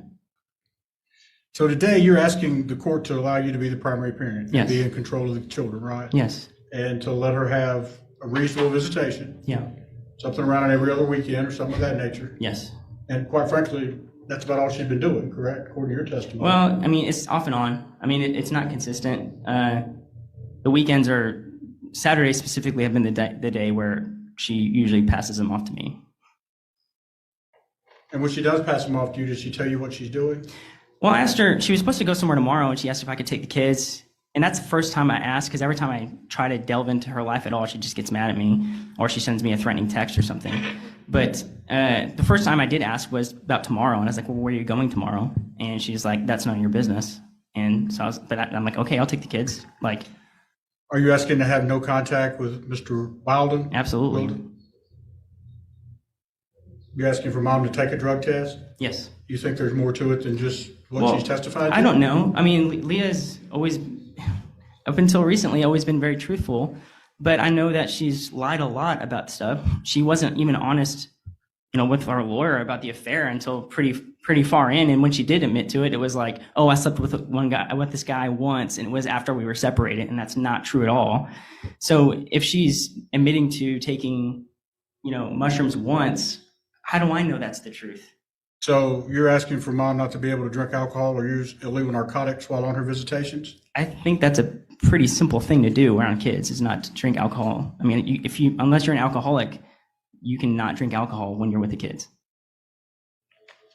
She's already agreed to the possession of the marital residence. I also don't want our kids coming home smelling like cigarettes anymore. Explain that to the court. Well, there's been plenty of times when I saw ashes on the side of her door, and the first thing I smelled is smoke. And I asked, like, Leah, have you been smoking? No. Well, I was like, do you let your boyfriend smoke in the car? She said, yes. Well, I was like, well, do you think you could not let him do that? We got a 2-year-old, a 6-year-old, and an 8-year-old. Our 2-year-old sleep with his little blankie every night that he's attached to. He won't sleep without it. There've been numerous times when they come to my house, I have to wash the blanket because it smells like cigarettes. And obviously that's not preferable. The Leah that I knew, if we let our kids go somewhere like with her dad or something like that, her dad doesn't smoke, but if they came home smelling like cigarettes, that would have been it. No more time with grandpa. But her boyfriend takes priority over even them. Has she been a smoker? No, not that I know of. You're saying she just started that? Well, I don't think she's smoking, but I don't. At the same time, I don't know. I also didn't think she was taking any kind of illegal drugs either. That's all I have, Judge. Thank you. All right, well, this will be an appropriate time for cross-examination for us to take her after the recess. So we'll stand at recess for 15 minutes.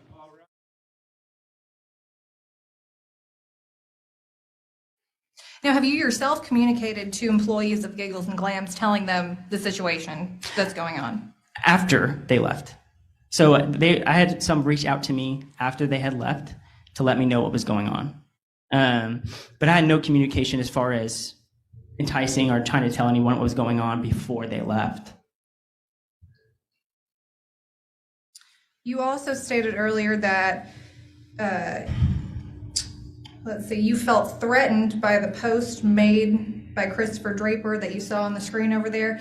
Isn't it true that your name was not mentioned anywhere in that post? Yeah, it's true that my name's not mentioned on the post. Okay. And isn't it true that the reason your wife came to collect the guns from your house was to recoup on the money that you took out of the account so she could pay her employees? I have no idea. She could have came there to disarm me. She could have came there to give the But guns to didn't her she call you boyfriend. beforehand and tell you that she was coming to get them? She was coming to get the guns, but I don't know what she's taking them for. She didn't tell you the reason. Taking guns. That's all she said. I mean, I would assume that it's one of three things. She's going to recoup the cost, which I don't know how you take someone else's guns that are registered to them and then you go and sell them. But it could have been that. It could, but for all I know, with Leah's behavior lately, whatever she tells me, it could be the complete opposite. I mean, she could be giving guns to her boyfriend. She could be just keeping them so I don't have guns for some reason. But in this case, you know that not to be true because she told you that she was coming to get the guns to recoup on the money you took from her. I would assume so. I mean, that's what she said. Okay. I think, if I remember correctly. All right. And did your wife ever consume wine while you guys were living together? Yeah. And that wasn't a concern for you the whole time you were married? No, I mean, I never saw her get drunk. I don't drink, but I didn't have a problem with her drinking wine. She never consumed beer while we were married. So now that you don't live together, you have a problem with it? I have a problem with her taking drugs, and then also with her behavior lately tells me that she is not practicing self-discipline. So I don't want her drinking when the kids are there. But during the course of your marriage, have you ever known her to be an alcohol abuser or a drug user? No, not Yeah, at all. yeah. And that's what's so concerning. Yet you want her to be court ordered to take a hair follicle test and she has no history of drug abuse? I mean, she literally just said she took drugs. Why would I not want her to take a drug test? And that's the one that she admitted to anyway. I don't know if there's others. Do you think a one-time incident and drug abuse are the same thing, sir? Yeah, I do. Do you have any idea how to pay the employees of Giggles and Glam? Not currently.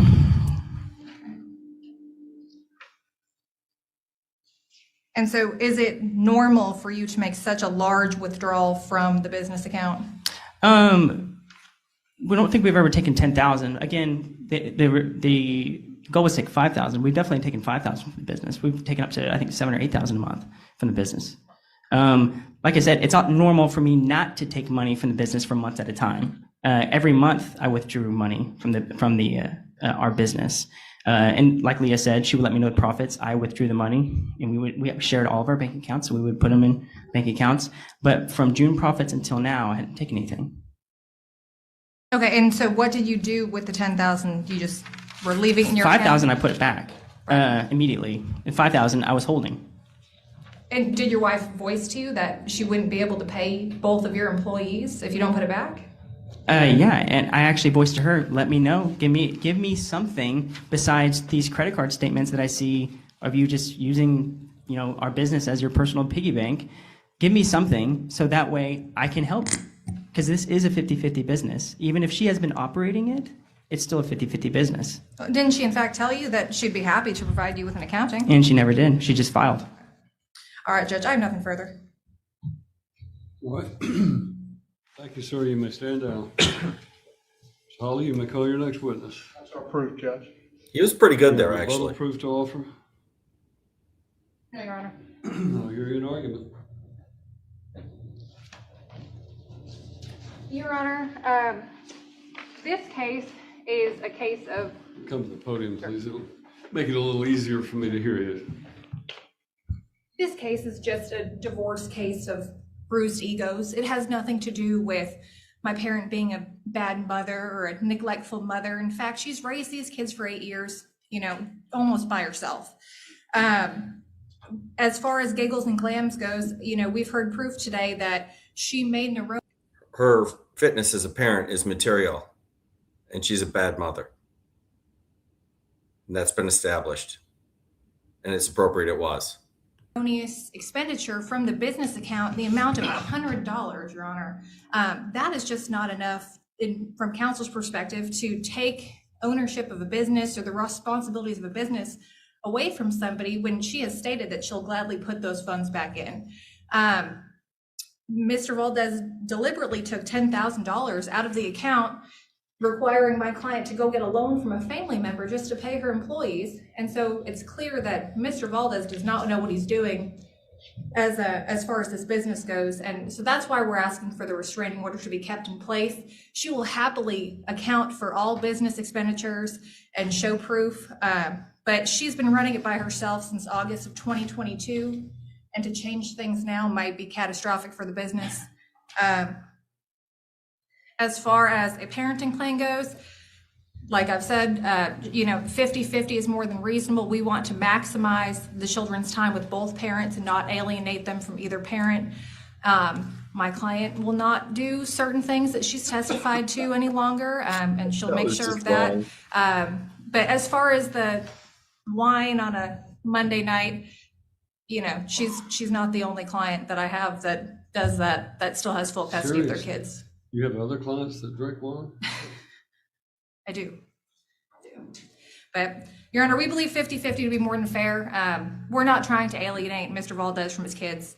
We just want my client to be entitled to her time with her kids as well.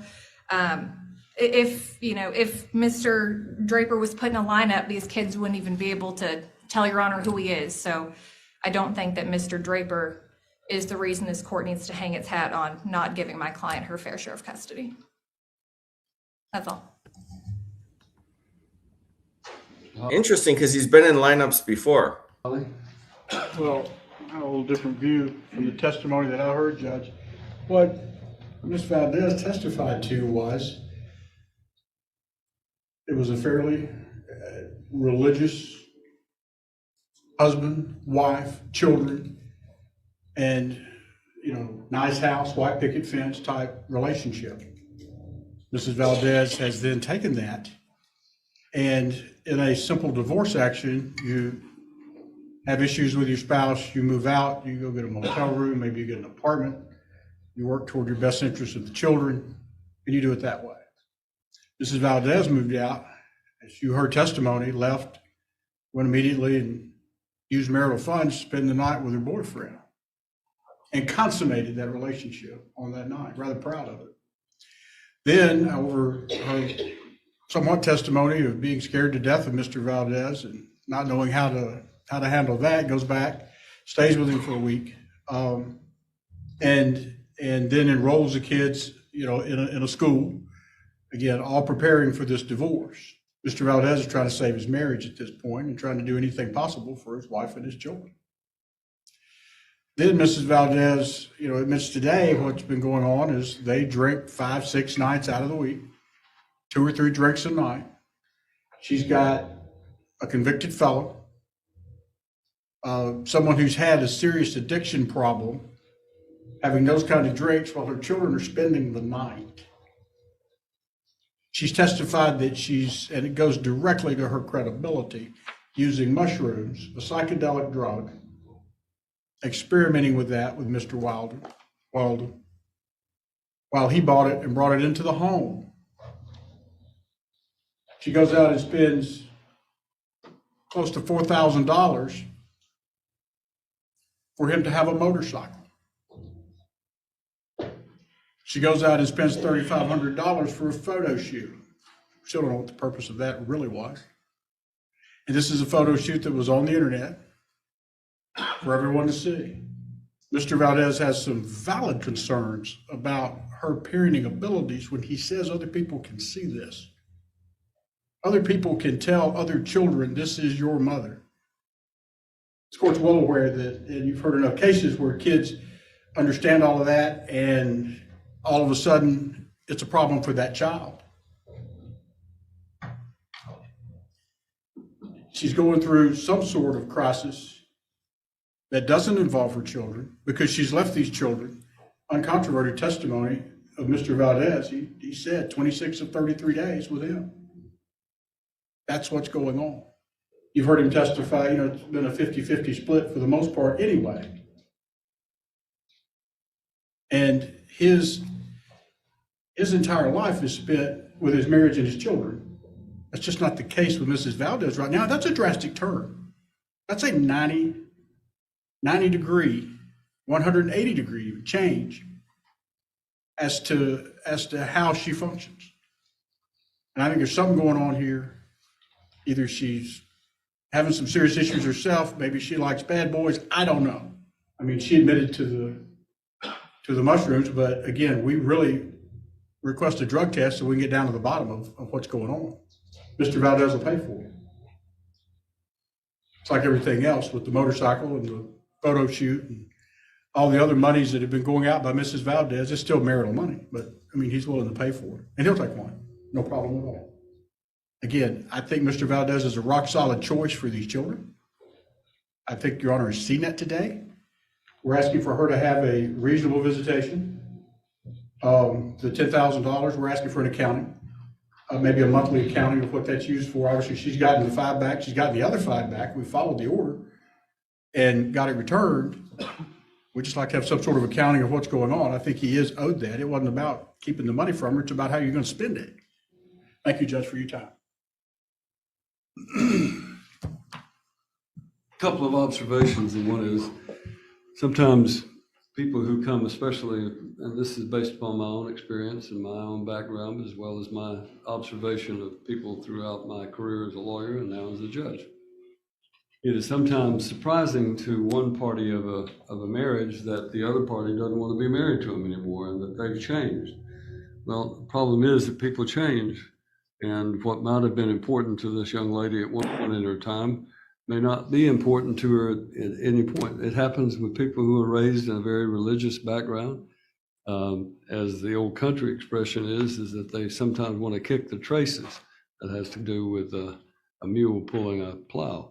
But in any event, sometimes people want to kick the traces and get out of the regimen of their life and go on with it.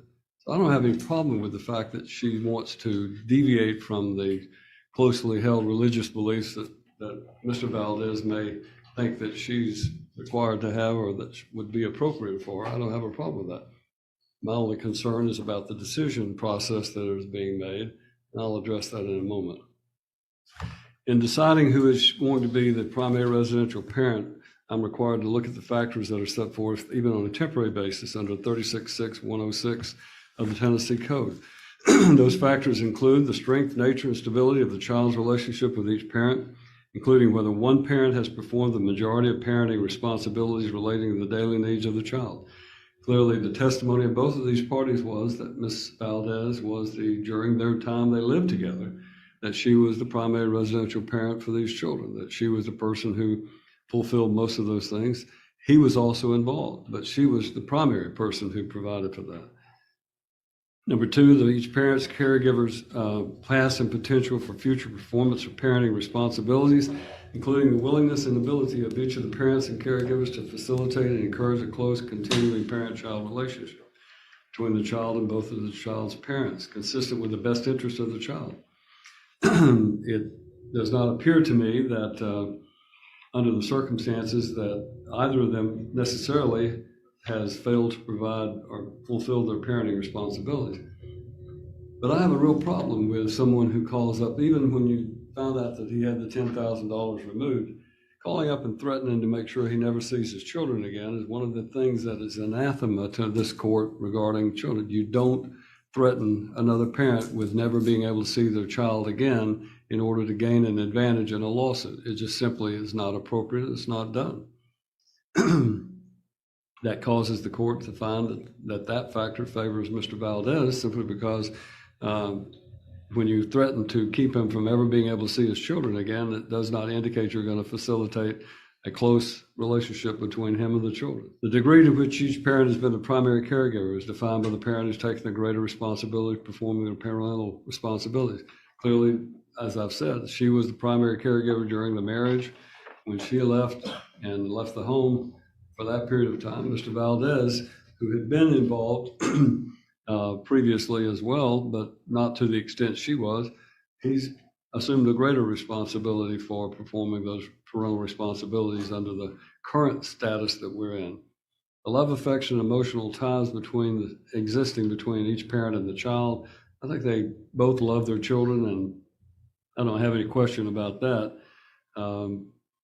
The emotional needs and developmental level of the child, I don't have anything to indicate that any of these children, one of them is a 2-year-old, and none of them are very old. I think there's an 8-year-old, a 6-year-old, and a 2-year-old perhaps. But they're young children. Number 8, the moral, physical, mental, and emotional fitness of each parent as it relates to their ability to parent the child. As I said, I don't fault you for deciding, that you lived in a closely a very confining religious background in the past, and one that envisioned that you were going to be the wife that took care of everything and did everything. I don't have a problem with the idea that you no longer want to do that. In today's society, unlike the Jewish society that existed at the time of the scriptures being written, women were in a different class. They're not there anymore. We're in a different world. So for that reason, I don't have a problem with it. My problem was some of the decisions that you've made. For example, if you think your children don't know or won't figure out that you're having Mr. Wilding to be at your house overnight, you're just kidding yourself. Kids, as they grow older, are going to figure that out. Second thing is that your decision to use mushrooms, shrooms, or whatever you want to call them, something that is patently illegal as an experimental situation, is a regrettable decision on your part. More importantly, it is a criminal act. And although certainly we're not going to refer this for criminal prosecution, there's no reason to do that.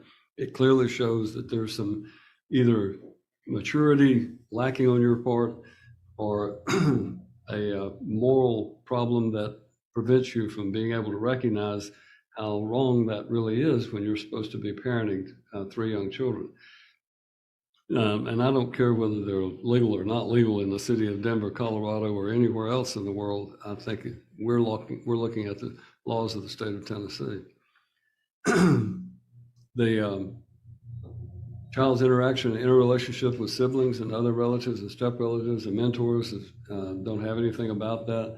The importance of continuity in the child's life, the length of time the child has lived in a stable, satisfactory environment, don't show that there's really, I think the children have been used to having both parents, and now they're suddenly in the middle of it. This is a temporary situation, so I don't really think that applies. Number 11, evidence of physical or emotional abuse to the child or children. I don't find any evidence of that. Number 12, the character and behavior of any other person who resides in or frequents the home of a parent and such person's interaction with the child. I'm all for someone who has turned their life around. I see it every day. I'll be seeing it the next 2 days when I have our hearing in criminal court regarding violations of probation. I credit anyone who goes through a process to try to straighten out their life. My idea of sobriety is not someone who goes through sobriety after having a lifetime of criminal activity and then suddenly decides they're sober and that yet drinks 3 or 4 times a week, or 4 or 5 times a week, and 3 or 4 times a beer. No rehabilitation program, no sobriety program that I'm aware of ever condones the use of alcohol. It's just substituting one drug for another. And so for that reason, I think that it's obvious that Mr. Wilding has not really embraced the sobriety that he has testified to, and that in fact he's not an individual who is particularly embracing his sobriety to the extent that makes him an appropriate person to be around the children. His criminal history, there's no violence or anything in it. They're all drug related. But the fact that he has a history of drug related convictions and is now using mushrooms, and stated rather cavalierly that he was prepared to use them again if that situation presented itself, indicates to the court that he is a person who has not fully embraced the idea that he could go back to prison for possession of mushrooms, and has testified under oath in a proceeding that he did in fact do that. If he was on probation, he'd be looking at going back to prison immediately on a violation of probation. So that is a factor that clearly concerns the court. Don't have anything else about the employment schedule. I think both of them can make advantages of the schedule. They can make it work. Any other factor deemed relevant by the court. So what we have here is a situation where 2 people are just now going through. I don't care whether you had this boudoir photographs made. I do think that it does create some issues you might want to think about as far as publishing those on the internet. But as far as this court is concerned, that's your life. You can do with it what you want. He can't control you anymore to do those things. If that's what you want to do, then you have at it. I'm just simply saying that you've got to consider your children from that perspective as well. And maybe years before that ever comes to their knowledge, but nothing that I saw on that demonstration that was given was anything that would be so severe that would traumatize the children, but perhaps I'm different than the children. Possession of the marital residence will be granted on a temporary basis exclusively to Mr. Valdez. Operation and control of the business will be granted to Mrs. Valdez because she is the person primarily responsible for running the business. I think he's had very limited control or whatever. As far as me setting aside Judge Lockhart Mash's order, I am not prepared to do that. I don't think it is appropriate for me to go behind her restraining order. And he has returned the extra $5,000. However, she will be held accountable for the operation of the business, and he will be entitled to have access through his attorney to any financial records that might be during the discovery process to determine how she's operating the business. I'm going to say some things that you're not going to like, and you just need to understand. And certainly Mr. Welding is not going to like them. He doesn't have any business being around these children, right? So he is prohibited from having contact with your children, from spending the night in your home when these children are present, period. If you're divorced, that's a different matter. But right now, you're in the middle of a divorce, and so for that reason, I'm limiting and prohibiting that contact. I've given you the reasons why I feel that that's not appropriate. But in addition to that, he'll have no interaction or no input or any involvement in the operation of this business. It's a jointly owned business between you and Mr. Valdez. You're going to operate it. You do it. He can give you advice if he wants to, but he's not going to be involved in it, period. You understand that? Then lastly, I'm going to order that you not make any more loans to Mr. Valdez. You don't give him any more funds. Every dollar that you have, theoretically, and every debt that you incur are considered, as long as you're married, to be marital debts and marital funds. So you cannot, I'm just prohibiting you from giving away to him or anyone else marital funds. So you're not, I'm basically saying you've got to use that money for your children and for yourself and for the business, but you can't give it away for anything else. And that includes incurring another debt to give money to anything else. So that, in my opinion, takes care of the business. So it really comes down to who's going to be the primary residential parent. Based upon this court's observation and determination, I find that Mr. Valdez should be the temporary primary residential parent. That is really just a jurisdictional designation. At this point, I'm going to set an equal residential schedule.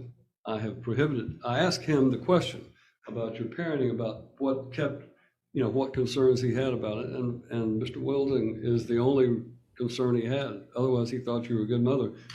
I will. I already have the second part, and I'm going to do it, but I don't have time to do it right now. I was looking at the time. It's really late for most people in the United States, number one. Number two, I got a bridge to climb. Person you used to be.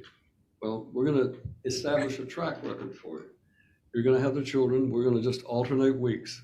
Now, the two of you can agree on anything else, but you alternate weeks in between. You can exchange on Fridays, and if you all make up a different arrangement, so be it. But I intend for you to both have equal time. Why am I doing that? Because your children are my concern. They're missing their mother. They're with their father. You're going to each have an opportunity to establish a track record on how you deal with these children and how you deal with each other. Trust me when I tell you that if you come back in front of me and I hear another recording of you threatening him and cursing and so forth, you're likely to lose the equal residential schedule and go to something much more restrictive. I want to do that because your children want to be with you. But I'm giving you the opportunity to do that, giving you the opportunity. If you want to be with him, that's your choice. Mr. Wilding, but you can do it when the children aren't present. And then I've given you the other restrictions. As far as when the children are with you, there will be no consumption of alcohol in your house, period. And it's not that I am opposed to it. I think the Bible is full of examples of alcohol being involved in it. That's my personal belief. May not square with everybody else's, but I believe there's no prohibition. What is prohibited are the extremes: gluttony, alcoholism, being given a strong drink. Those things are what the Bible says you shouldn't do. Not that I'm preaching, but since your background is such, I think that's what you need to think about. So I'm not restraining her from consuming alcohol. I'm just simply saying don't do it when the kids are around on a temporary basis. Once we get through this divorce, if you decide you want to do it, then you may have to do it with some restraint. But having every night of the week, 2 or 3 drinks is not a moderate consumption of alcohol. When you get to be my age, you look at these articles about how bad it is for you to have that frequency of an alcoholic drink, and it can carry a long-standing effect.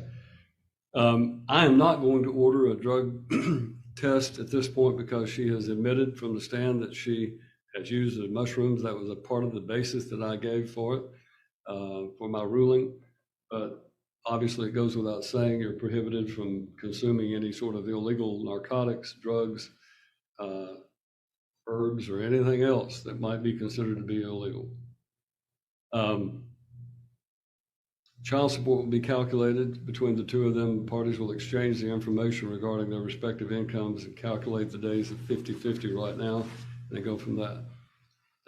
Mr. Valdez, I questioned you about what you thought of her, because she's never going to be the woman that you thought you married anymore. She's no longer going to be that person. Doesn't make her a bad person. It just means she's going to be independent. She's not going to listen to you. But there will be no arguing, no fussing, no fighting between the two of you regarding these children or about these children.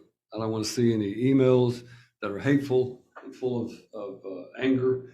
I want to see kindness between the two of you. Everybody understand that? All right. Is there anything I have not addressed? Oh, good Lord. Judge? Yes. Well, as far as the parenting plan goes, am I right in suggesting my parenting plan needs to be amended for equal time and then it's adopted? Or, because we always get in the holidays.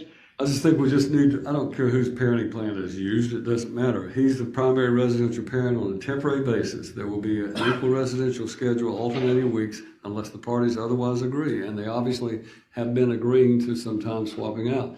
Holidays will be alternated. We have the next holiday coming up, as I'm told, Halloween. My clerk says I'm not supposed to hold court on Halloween, but if they have Halloween, do it together. Goodness gracious, you've got kids that want to go trick-or-treating. Set aside your grievances and the two of you take them trick-or-treating together, or share the day, half with you, half with her, whatever, I don't care.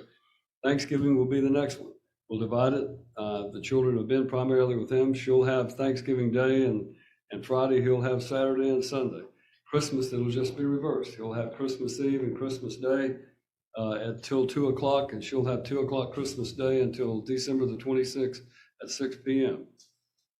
I don't know how much simpler it can be than that. That's fine, Judge. Just always get those questions. And then decision-making authority.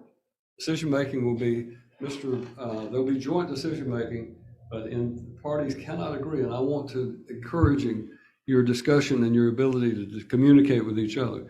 If you can't agree on a temporary basis, then the primary residential parent will have the final say in those 4 decisions. But he can't just make a unilateral decision regarding your children. He has to talk to you first. And if he does that, that violates this court's order, and that will be considered at the final hearing as well. Obviously, I want to see that both of you have time with your children and set a track record to see how well you two communicate. Anything else? And you put in there, this is all subject to change if they agree to it. Subject Put in there, I think what you were saying is this parenting plan can be changed by agreement of the parties. Yeah, as long as the parties agree. And I'm going to, with the relationships the two of you have had in the past and with my experience, if you're going to make a change, I don't care how minor it is, do it in writing in the form of an email where you both agree, something so that there's a record showing that you agreed, because otherwise one of you will come into court saying you agreed, the other one says you didn't. All right, Damn, you make this your right.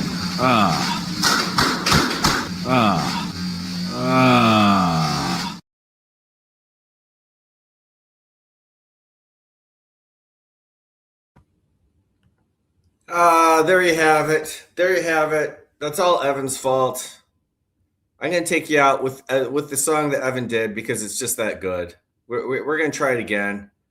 I hadn't seen it the first time through the song, so now I get to listen to this little ditty with that whole appearance in mind. I think it'll make more sense to me.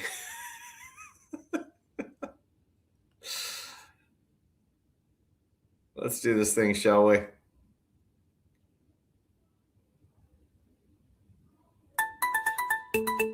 Leather color shining in the mushroom light. Springs of As far as the night. Free kids at home, but the heart's gone. Behave yourselves. Merry Christmas. We'll We'll do part 2 and other stuff soon. PPO letters on the wall. Leather chains that rise and fall. Ma'am, are you a saint or are you a whore? Nude photos say so much more. The clock strikes 12. The giggles unwinds. A marriage built on horror-stained sands. The price you pay, the love you trade in shadows where the vows will fade. Mushroom battles, booty calls, silent screams through consummated halls. 3 little faces lost in the fray, pocket